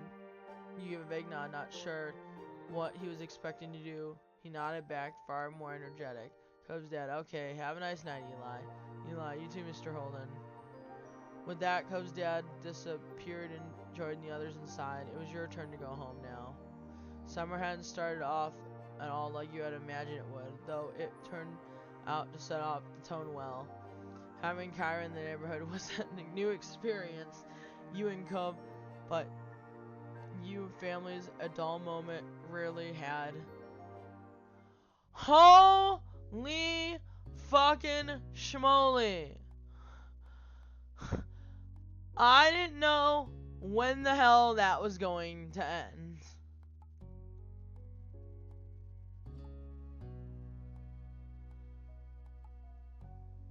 Wow. Alright, we're not even gonna start a new one because of the pure fact that was so long. I'm not even going to start a new one. I saved because of the fact that was so long. because it's already 11:30 and it will take us probably a bit of time to get through a new one. So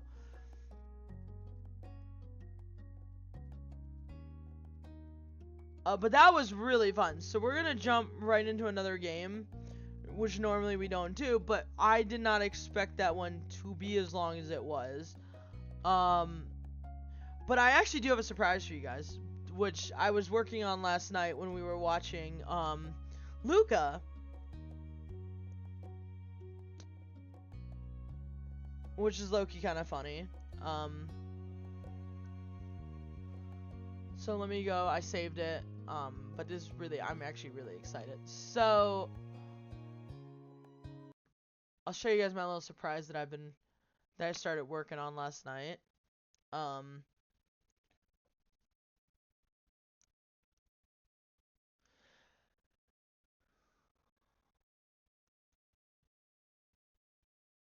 Yeah, I'm glad I got some Our Life time in because I needed it.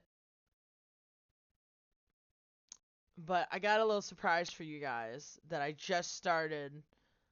Let me unpin this real quick.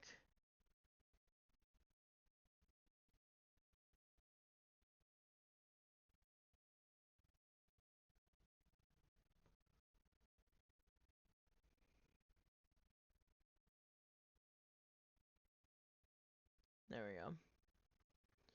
I was like, how the hell do you unpin that? Alright. So check this out. I gotta fix the audio really quick.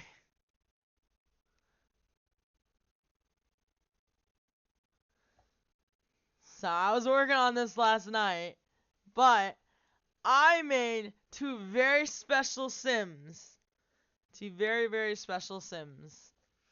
And you will recognize them immediately. Now, due to I didn't use our real names, but I almost did by accident, though. And then I realized I was going to stream, and I was like, fuck, I can't use our names. It's me and Hotto. Let me go to game options.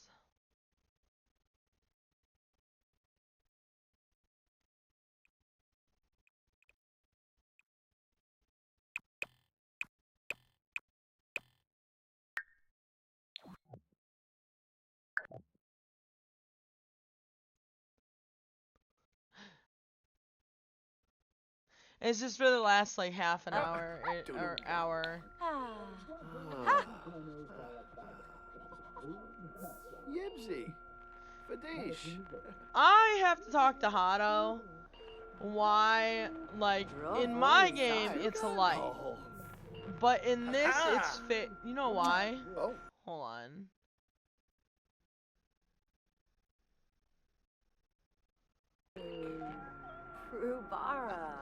I will have to talk to Hotto because in my game it's not dark. But in this it's dark. And I can see why Hunter always says it's dark in this because it's not. Hold on. And I'll have to talk to Hotto why that's the case. Because it's really weird why it's that. But check it out, it's me and Hotto. It's literally Biscuit Lobster Hotto Seiken.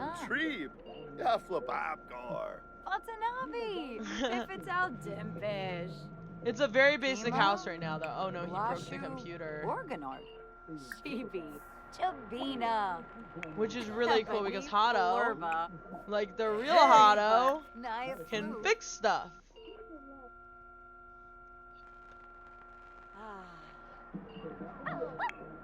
And we have a dog in real life. Well, sort of. It's not like...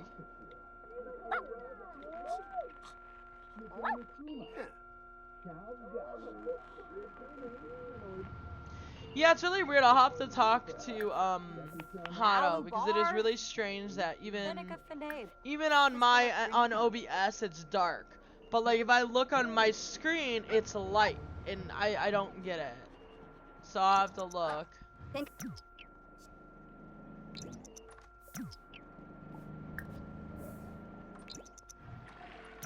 Tiru, Swaby. Our dog's name is Ginger. Oh. and she's really, really cute. Class. Yeah, man, I tell you what, that dang old internet, man, you just go on there and point and click, get in there, talk about www.wcom, and you got them chicks on there, man. You go click, click, click, click, click, click, click, click, click. It's real easy. Go me? Oh, Sturma.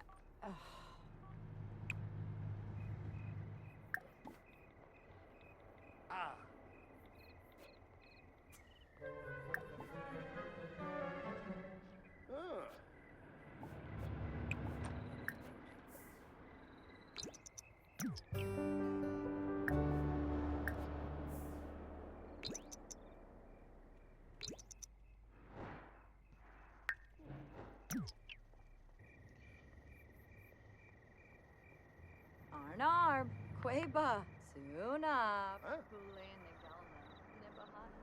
And then, unlike the real Hado, we are actually making him an IT guy. No, I remember correctly, he's like level 5 programming, yeah. And then my job is I'm a freelancer. Or no, I am a, what am I? I am a lawnmower person.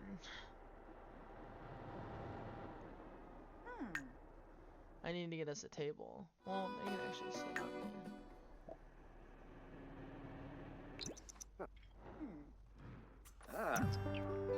Aha. Oh, can I get... So. Oh. Hey.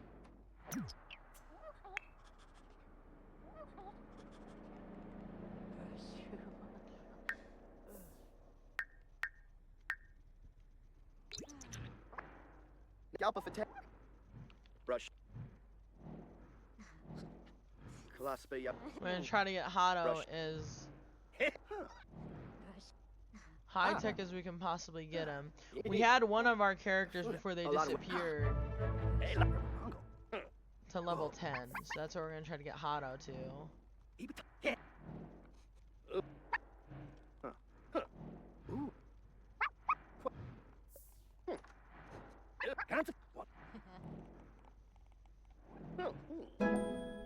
There we go.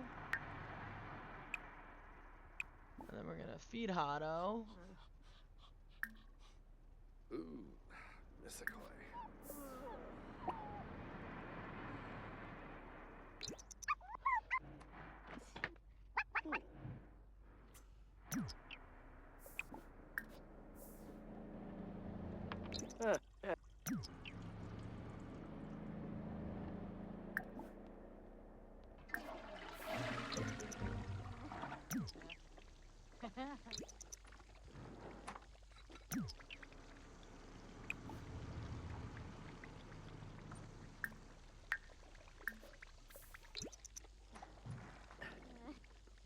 Hado's gotta fix the toilet.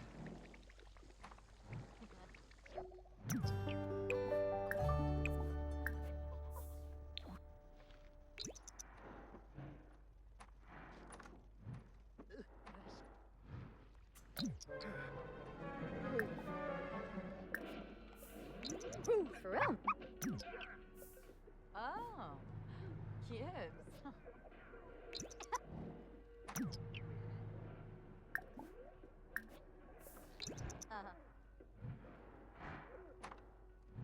Lanky. Panther Beaver. Ruth. We're gonna praise the doggy for using the bathroom outside.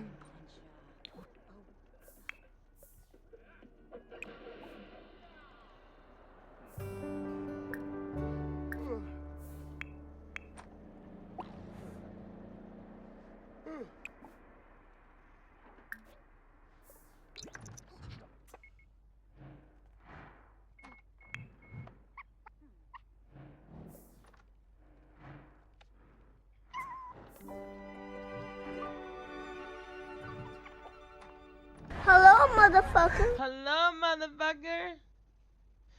Come help you rob a bank? Oh, good lord, Raptor, I am not doing that. That's not okay. We can't do that. Okay, Raptor, give me the time, place, and position.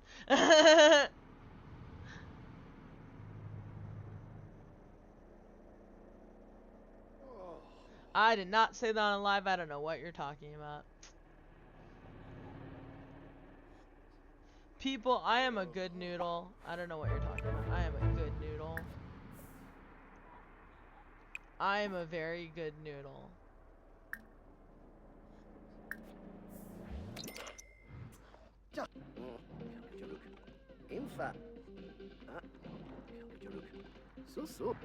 I'm a very, very good noodle.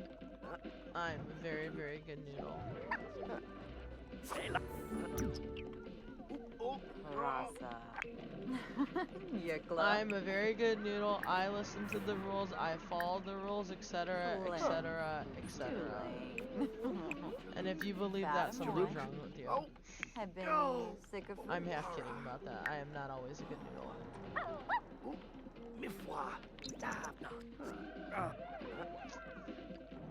But why are we robbing a bank? Question mark. Why is that in the? Why is that in the cards exactly? I need him to serve lunch.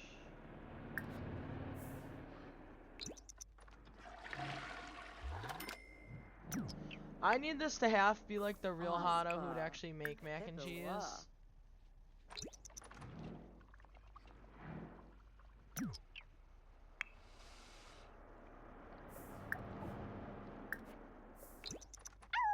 Oh, Rainicadunda.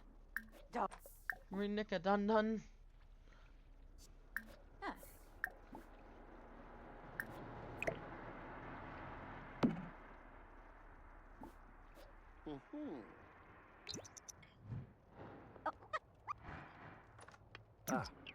Blash Begoy. I feel like this is when Hotto and I really did have a puppy. God damn you ads.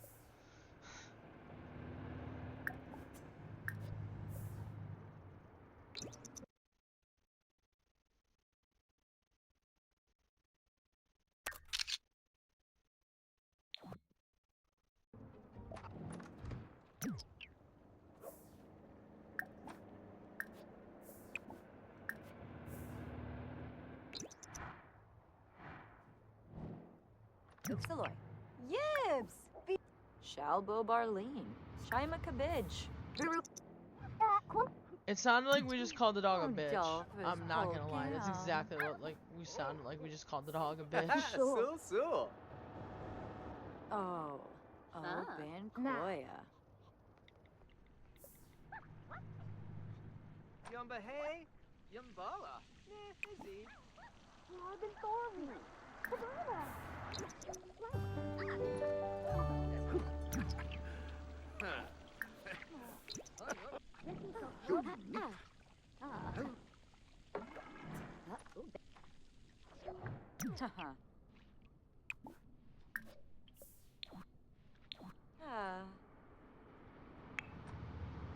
Hotto's gonna put away the food. And then Hotto is going to check for gigs. I'm back for now.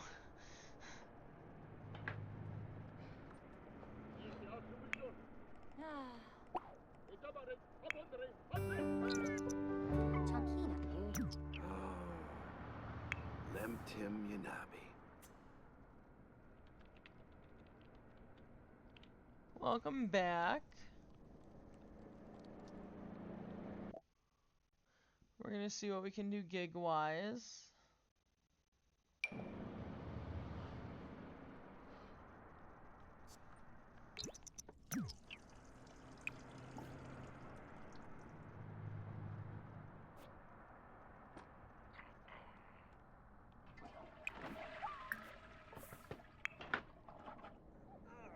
Hydrate, you bastard! Hydrate! Hydrate!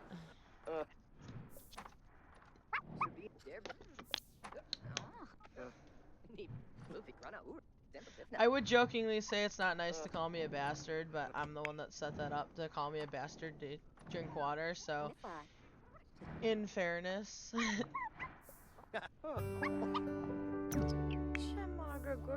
There's no way Hotto got enough sleep. Hotto, go back to bed. You're tired, Otto. Barovi. Chanel. Go back to bed, Bisky. There we go.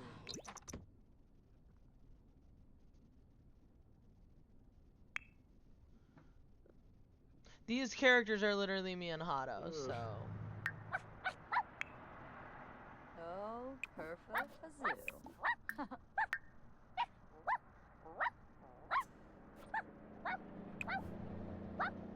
Can I upgrade anything yet? No. I have to wait for shit to keep breaking, which is kind of funny. Oh, yes. And I have to keep making friends with the dog.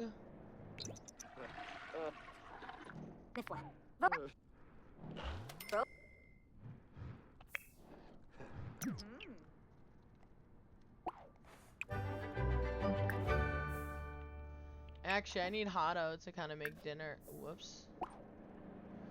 Actually, why can't you make dinner? Well, I'm talking like third-ish person, and I don't mean to. But in a sense, it's like third-ish person because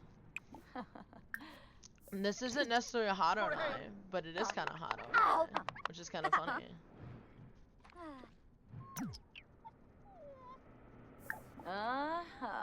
Mark Lecture Goldfino. about barking. Bezrek, Clementate, Genuix a flan, Zoi Brapani, 50 Swipik, Torbo. Uchima. Huafika Dopki. Avenue. And Najelna, Barove sends Orch. Marco. Sawota Beamy. yeah, talk to Hato about fishing. Like, Hato and I have really ever had that actual conversation.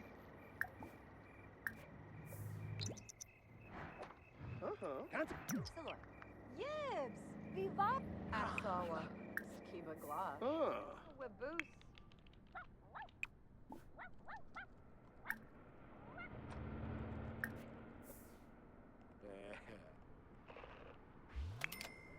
Tas Bespinau. Jaruk. Oh, And then put away, and then you need to. You fed the dog already. Simony.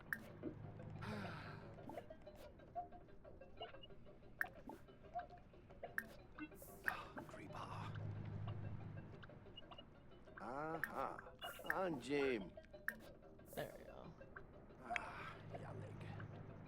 Bob Nachup. Hey, la.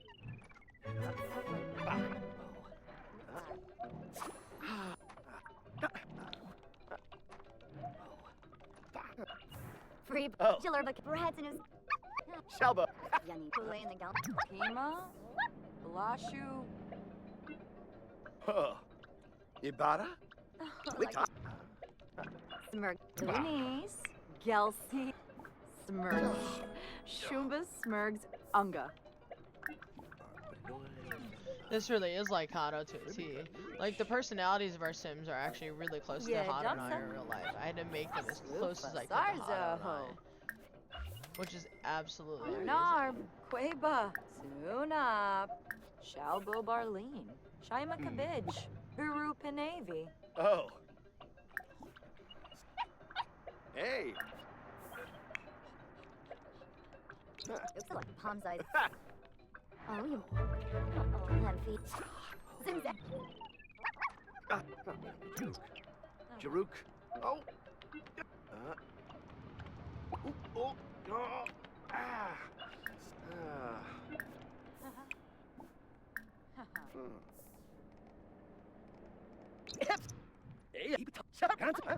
Hato finishes his one job will make $2 grand pretty easily. Kistanis Almost. Navy. Sycophoof.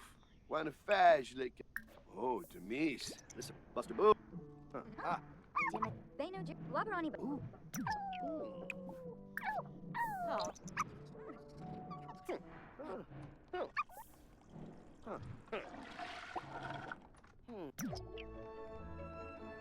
She'll go to work. Smart. Well, they'll go to work. Manish. So it's really nice because in this one you can change your pronouns. So my pronouns can be they, them.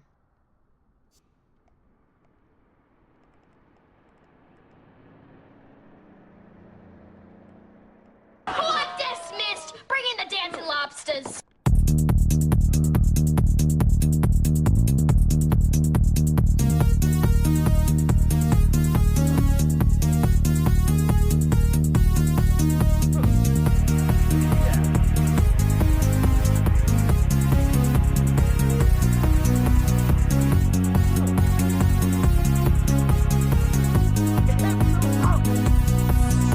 Ow.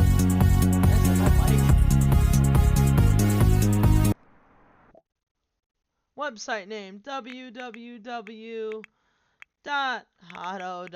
We'll just call it that. He likes programming. Holy shit, it's exactly like the real Hotto. Oh, Gungane. Creep. Seneca? Ah. Frug. Yibsy. It's exactly like the real fucking Hotto. Go figure.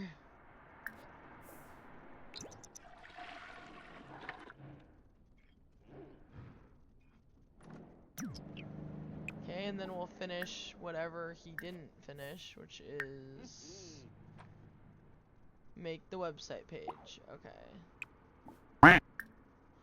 Quack!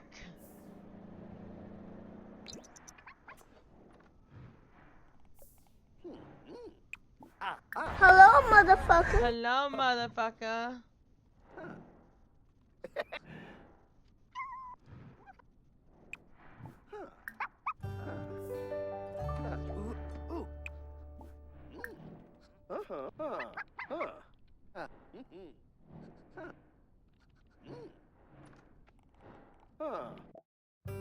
We'll call this one www.bisky.com.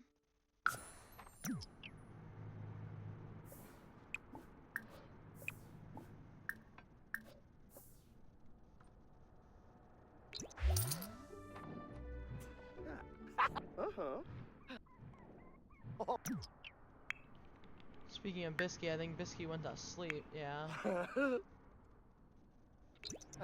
Oh.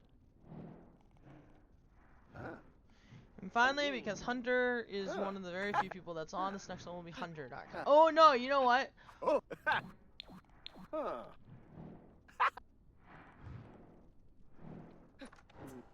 Hey.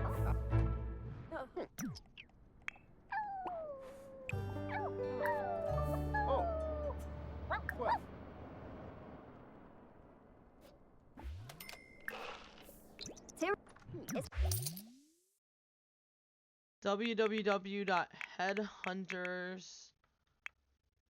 headhunterforjobs.com. Ba, Mohan. Skum Yibsy.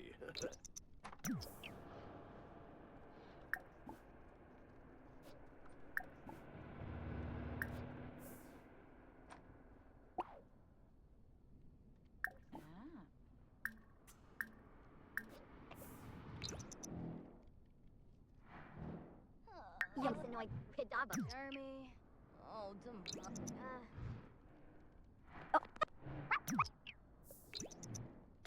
Try to get the dog to go potty.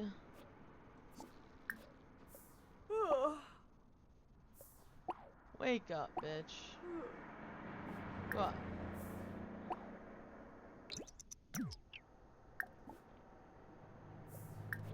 Praise the dog for going potty. Throw away. Arnarb. Queba. Sunap. Frody Maruthe. Blinzel Phoebe.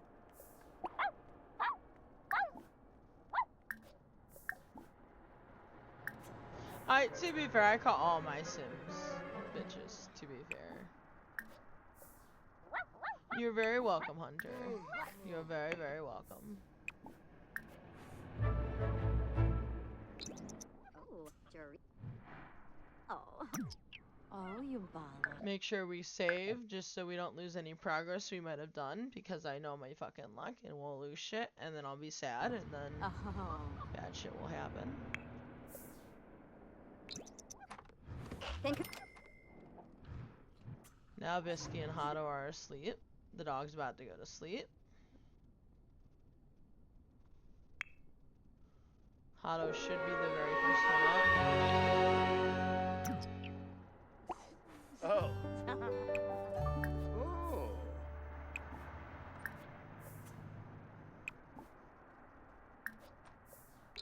Oh. In fact.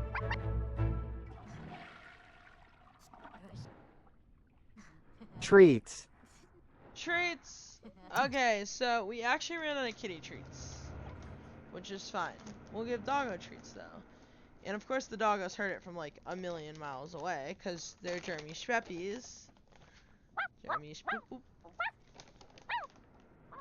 Jeremy Shoot Shoot. Jeremy! Jeremy? Okay, the kitties really want a treat, so I'm gonna have to go steal some from Hato's room. Because they really want treats, so let me go steal some from Hato's office, aka our bedroom. Be right back. Mic off.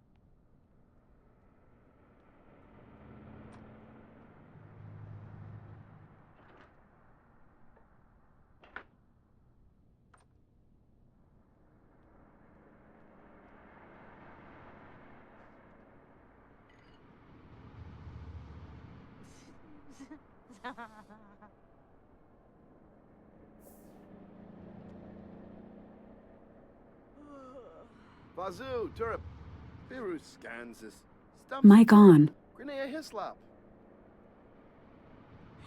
I don't even know where the cat treats are upstairs. So Link established. Mic on. I can't even get cat treats if I wanted to because... Wait a minute, are these cat treats?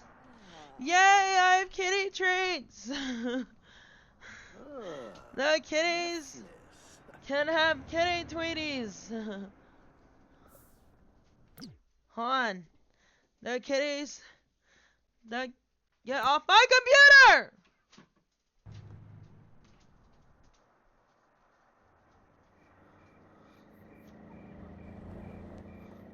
Stupid cat.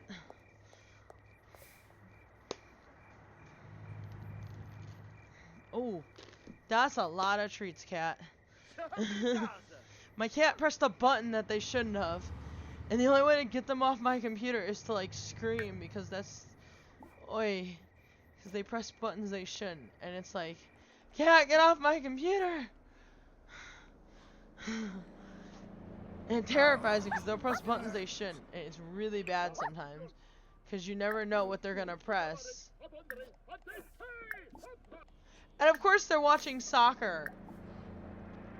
And that's totally a Hato thing, by the way. Femboy? If everybody knows Hato, you know that Hato loves soccer.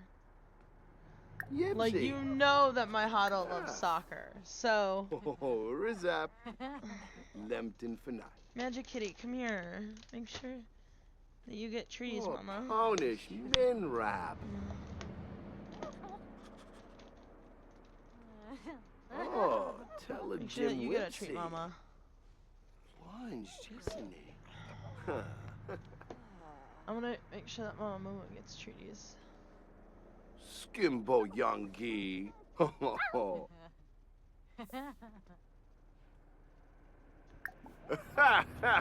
My bees.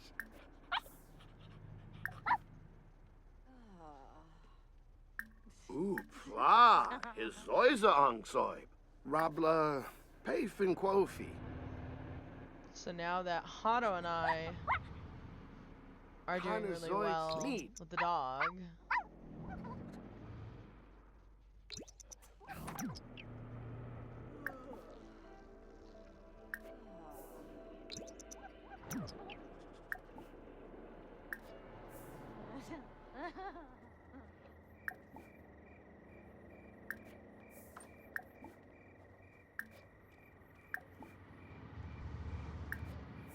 It's only fair that it really looks like Hato. Actually, you know what? It's missing something. I realized something. It looks like Hato if Hato isn't shaved. I need to make it look like Hato when Hato is isn't shaved. Like, hold on. Like, it looks like Hato when Hato is isn't shaved. But when Hato is shaved, like has his beard. Like it is funny. I didn't make it look like him. I need to have Hato with a beard.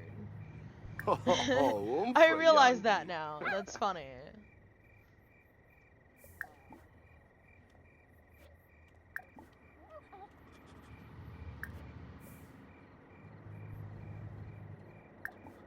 Foji. What's this?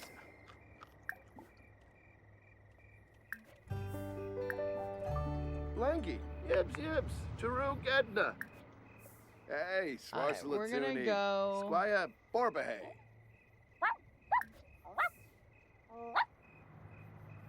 We totally put the mirror the wrong way.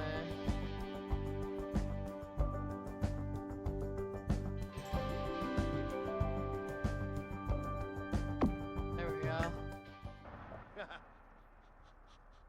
Oh, Wibisu.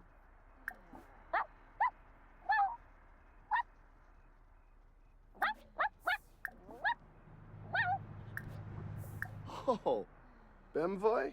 Aflin? Oh. Hato's in love Skimbo with his young puppy. gee. Hato loves his puppy. So, terrific. Alright, we gotta give Hato his signature beard, because if he doesn't have it, it's not Hato then. 'Cause Hato's missing his beard and it's driving me a little crazy actually. Hunter. Karashap Hato's Swars. missing like his signature beard.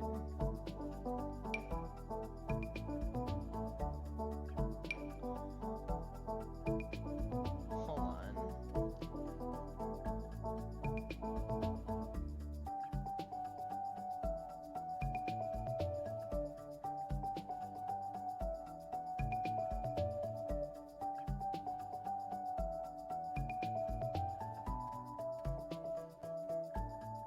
Okay, so it's like he doesn't have that much facial hair.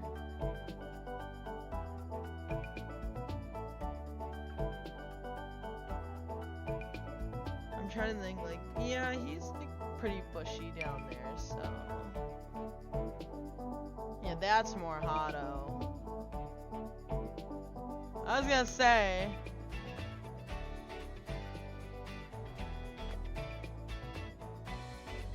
is blackened.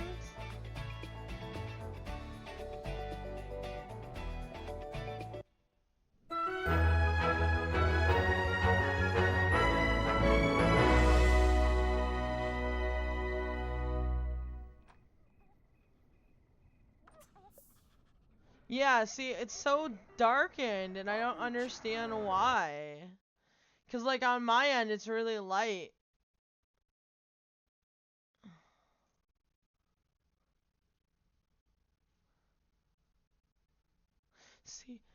See, I don't understand because couldn't see Sim when they were changing their look. See, I don't understand. I don't understand at all what is up with OBS. I'm definitely gonna have to talk to Hato. I don't understand this at all. Like, this makes no fucking sense to me.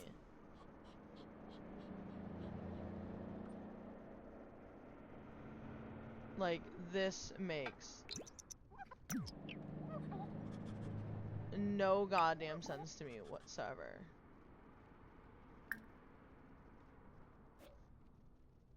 Oh, Steve, Travoy.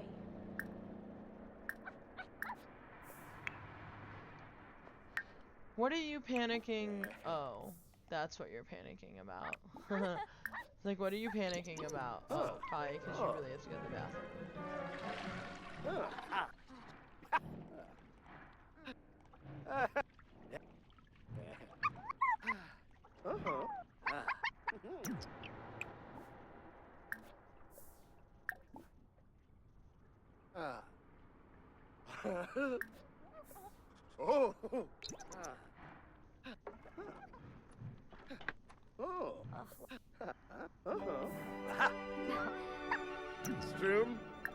Strum.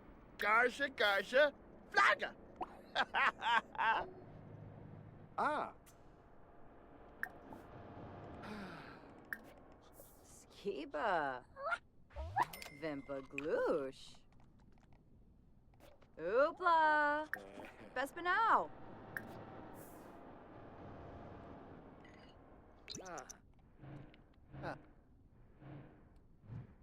It's like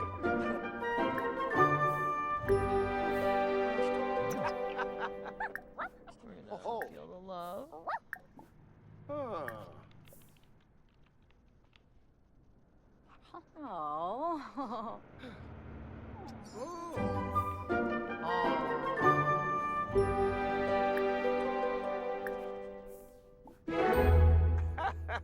Mifla. Ospa? Aw. Oh, Squiff.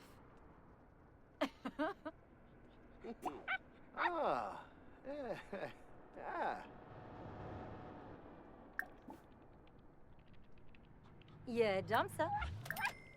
Sloofa, Sarza. Fani Dawi, Rubara, Honka Free, Meshka, Craney, Yep. Pipsam, Shabini Jabez, Turpsis. Ooh.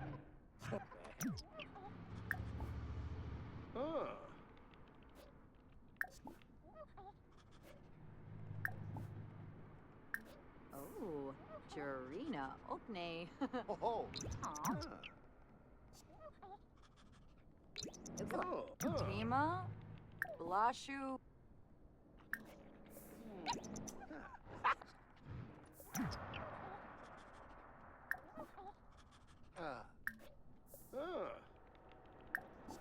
We're gonna make sure that this dog knows to go outside.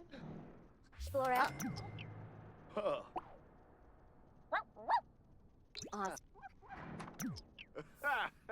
My beast.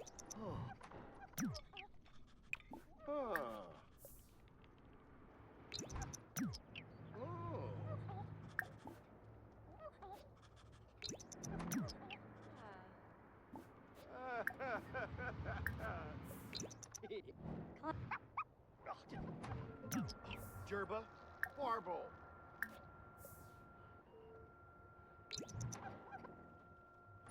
Arnar, Bristla Kumbar.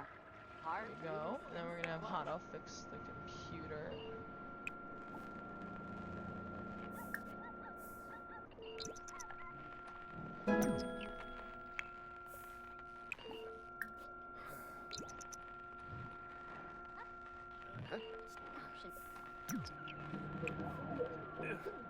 Uh-huh.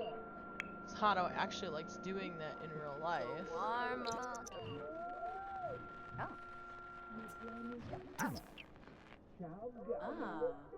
Zator.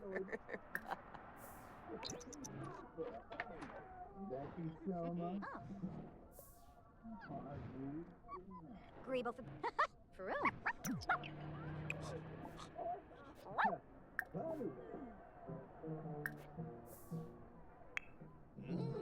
Ah. Oh. Oh, Ponish Minrap. Ah. Waxman.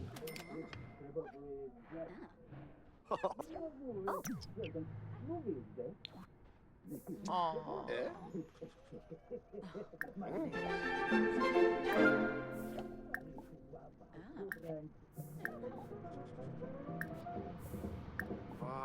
Oh, Wibisu. Oh, Yarpanoosh. Yibsy. I know you can become really good friends with the dog. That's what I'm trying to do. Make sure we pay our bills. Which Bisky will go do right now. Ponish Minrap. Ah.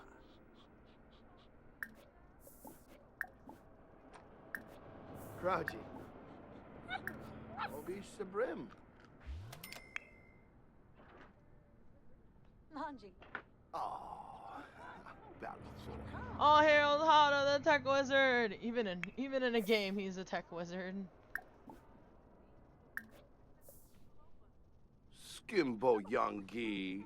Oh. Oh, Yagi.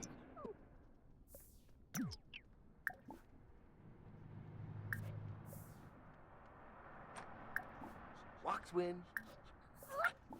Sabah.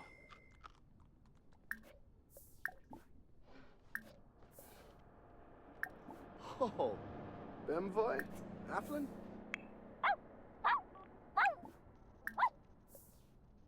Wixona Zarspa. Get Pensive, leftovers and then Fabrice. we'll sleep. Oh, Wibisu.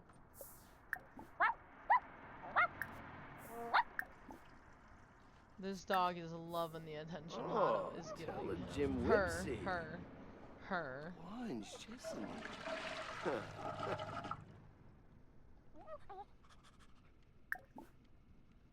Ha! Ha! Ha! Hoopta!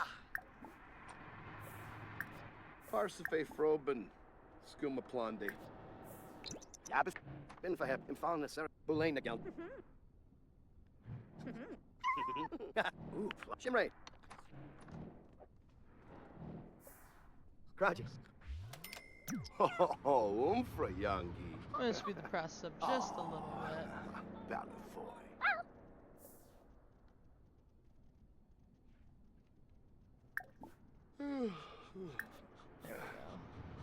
We're gonna save real fast. Oh, Yarpanoosh. Ah. Chirib.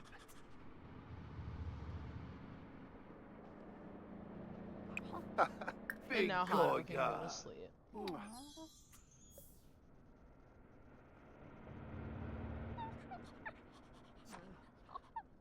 Because Hado is absolutely beat. Huh.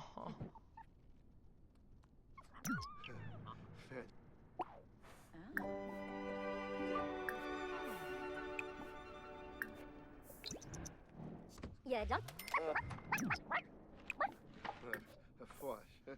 I think we're ready for another animal.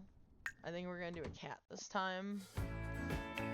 See, we can never name the cat after something in our real life just because it ends up being too sad, and we've tried that. The fact that we name these after our real life counterpart is gonna be hard enough, sort of. The last time we named this after Hado was really hard, so this is gonna be hard enough for me. Like last time we tried and we named him after really Hado, it was really hard. Harpene. So this is gonna be really interesting again. So yeah.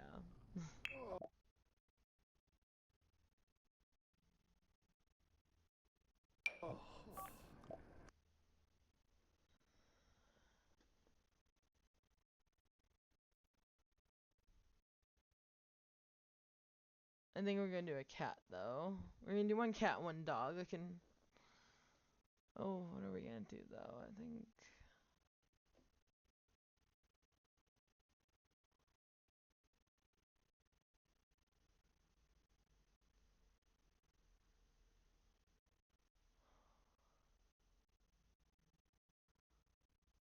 We're gonna do a spink. Oh, I don't like that. We're gonna do an orange cat.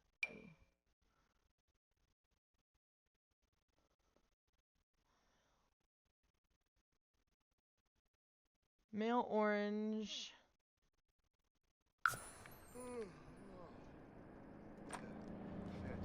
Fetch it.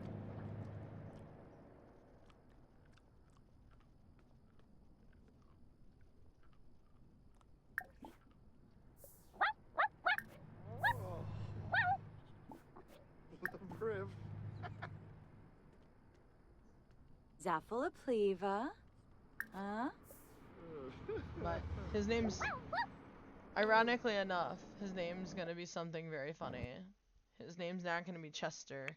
His name's actually, his name's gonna be Gone. Oh. After Hunter x Hunter, which is our favorite anime.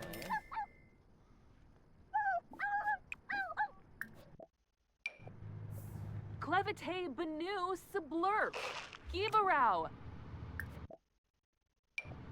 Ispa. Mohanya.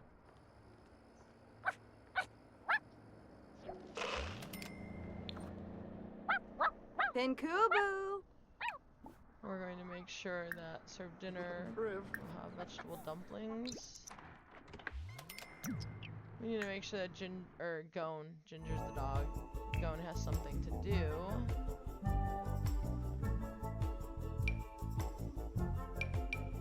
Just like a real cat.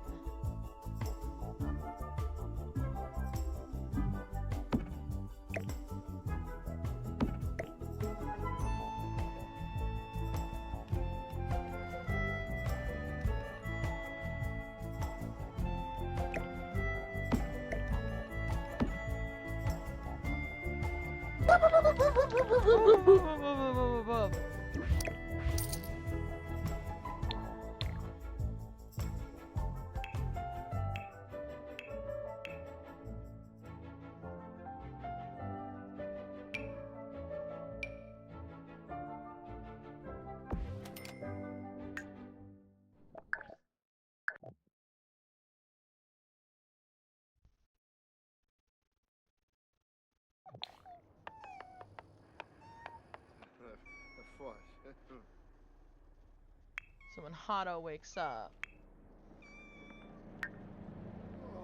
why am I on a vacation for 5 days? Okay. Nerves. So Smiles. part of my job, I have to garden, which in real life, I don't even think I could garden in real life.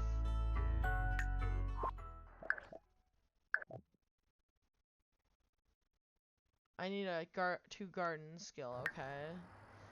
I can garden in real life. That's not true. I can garden in real life. I'm not like the world's greatest at it, but I can.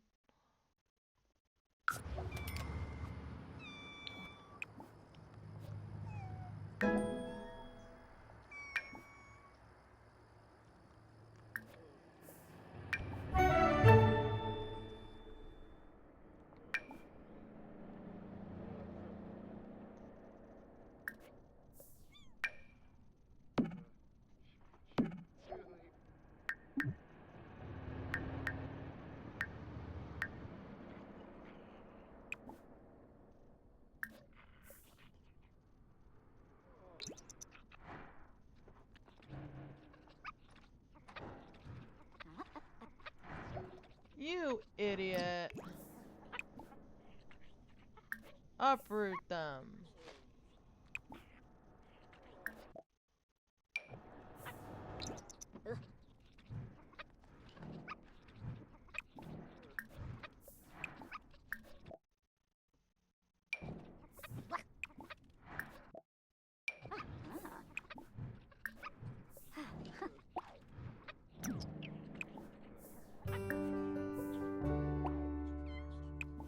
Apologize.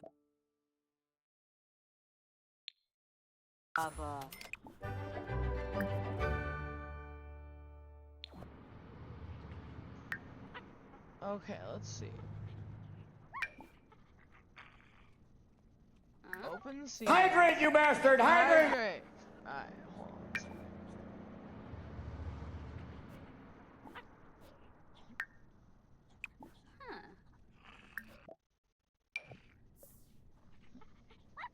When this idiot's done being an idiot. And yes, I'm calling my character an idiot. Because she's being an idiot. Or they're being an idiot. I'm misgendering myself, so it's fine.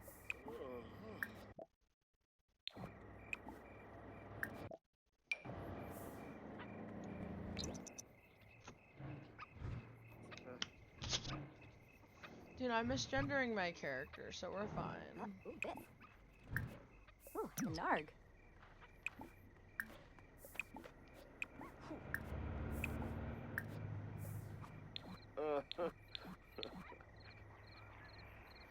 So when we misgender me in real life, I can kind of irritate it. It's when you misgender my character, it's like, eh.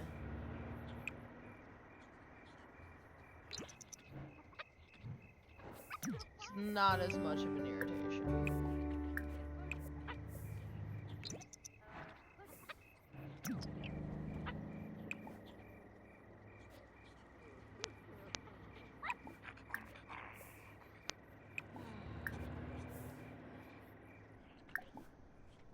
we need to offer the friendship to the kitty.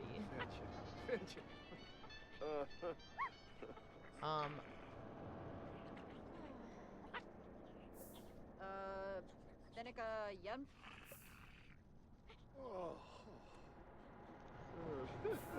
What's tomorrow? Okay, hold on.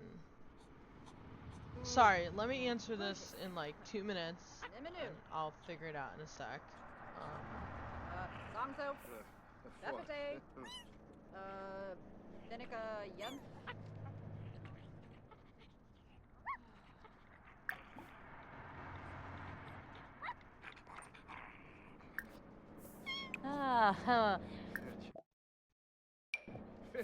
Zaffle Cleva. Nifla. It's On.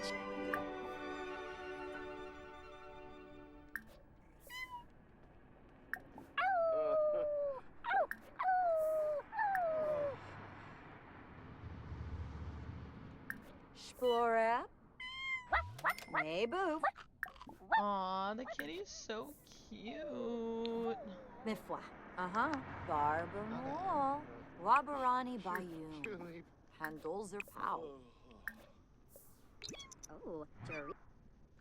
Oh, dog.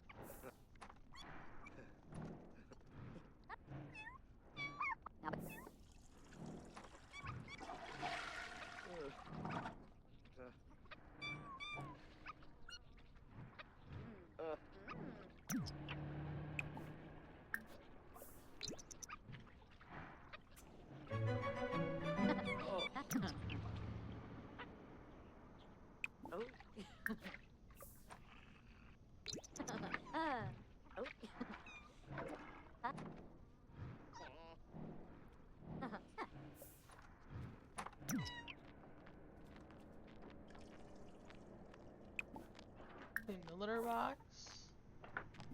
The door. Make sure Ginger has food.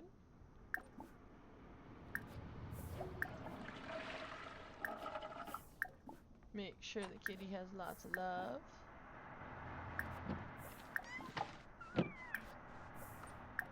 Praise the kitty for being a good kitty. Or as I call them, kitties.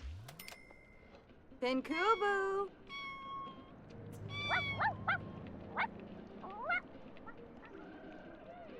Kanazoi. Smeeb. Arnarb. Queba. Suna. Trangella. Yeah, done. Skiba. Oh, you. Oh, very nice. Sorba. Wooba wooba. Oh, Blorid Compiba. Zimzay. Bulain. Loney. Oh.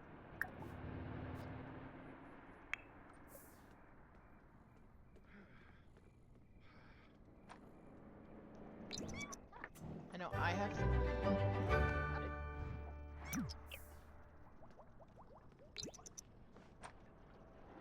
And for some reason I'm not. Shamagra Gorsoi. Sing along. Okay.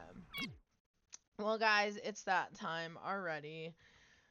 Which means it's time to read out, you guys. Oh my gosh, you guys. It's always fun to wow, did I type that in wrong? It's always fun, you guys, to hang out and kick the breeze with you guys and just enjoy time with you guys, but unfortunately I do have to go. We are going to read out to Arena today, just because, you know. But as always, you guys are amazing. So, you guys, as always, have a great morning, afternoon, evening, or night wherever you are in the world. You guys are amazing, and as always,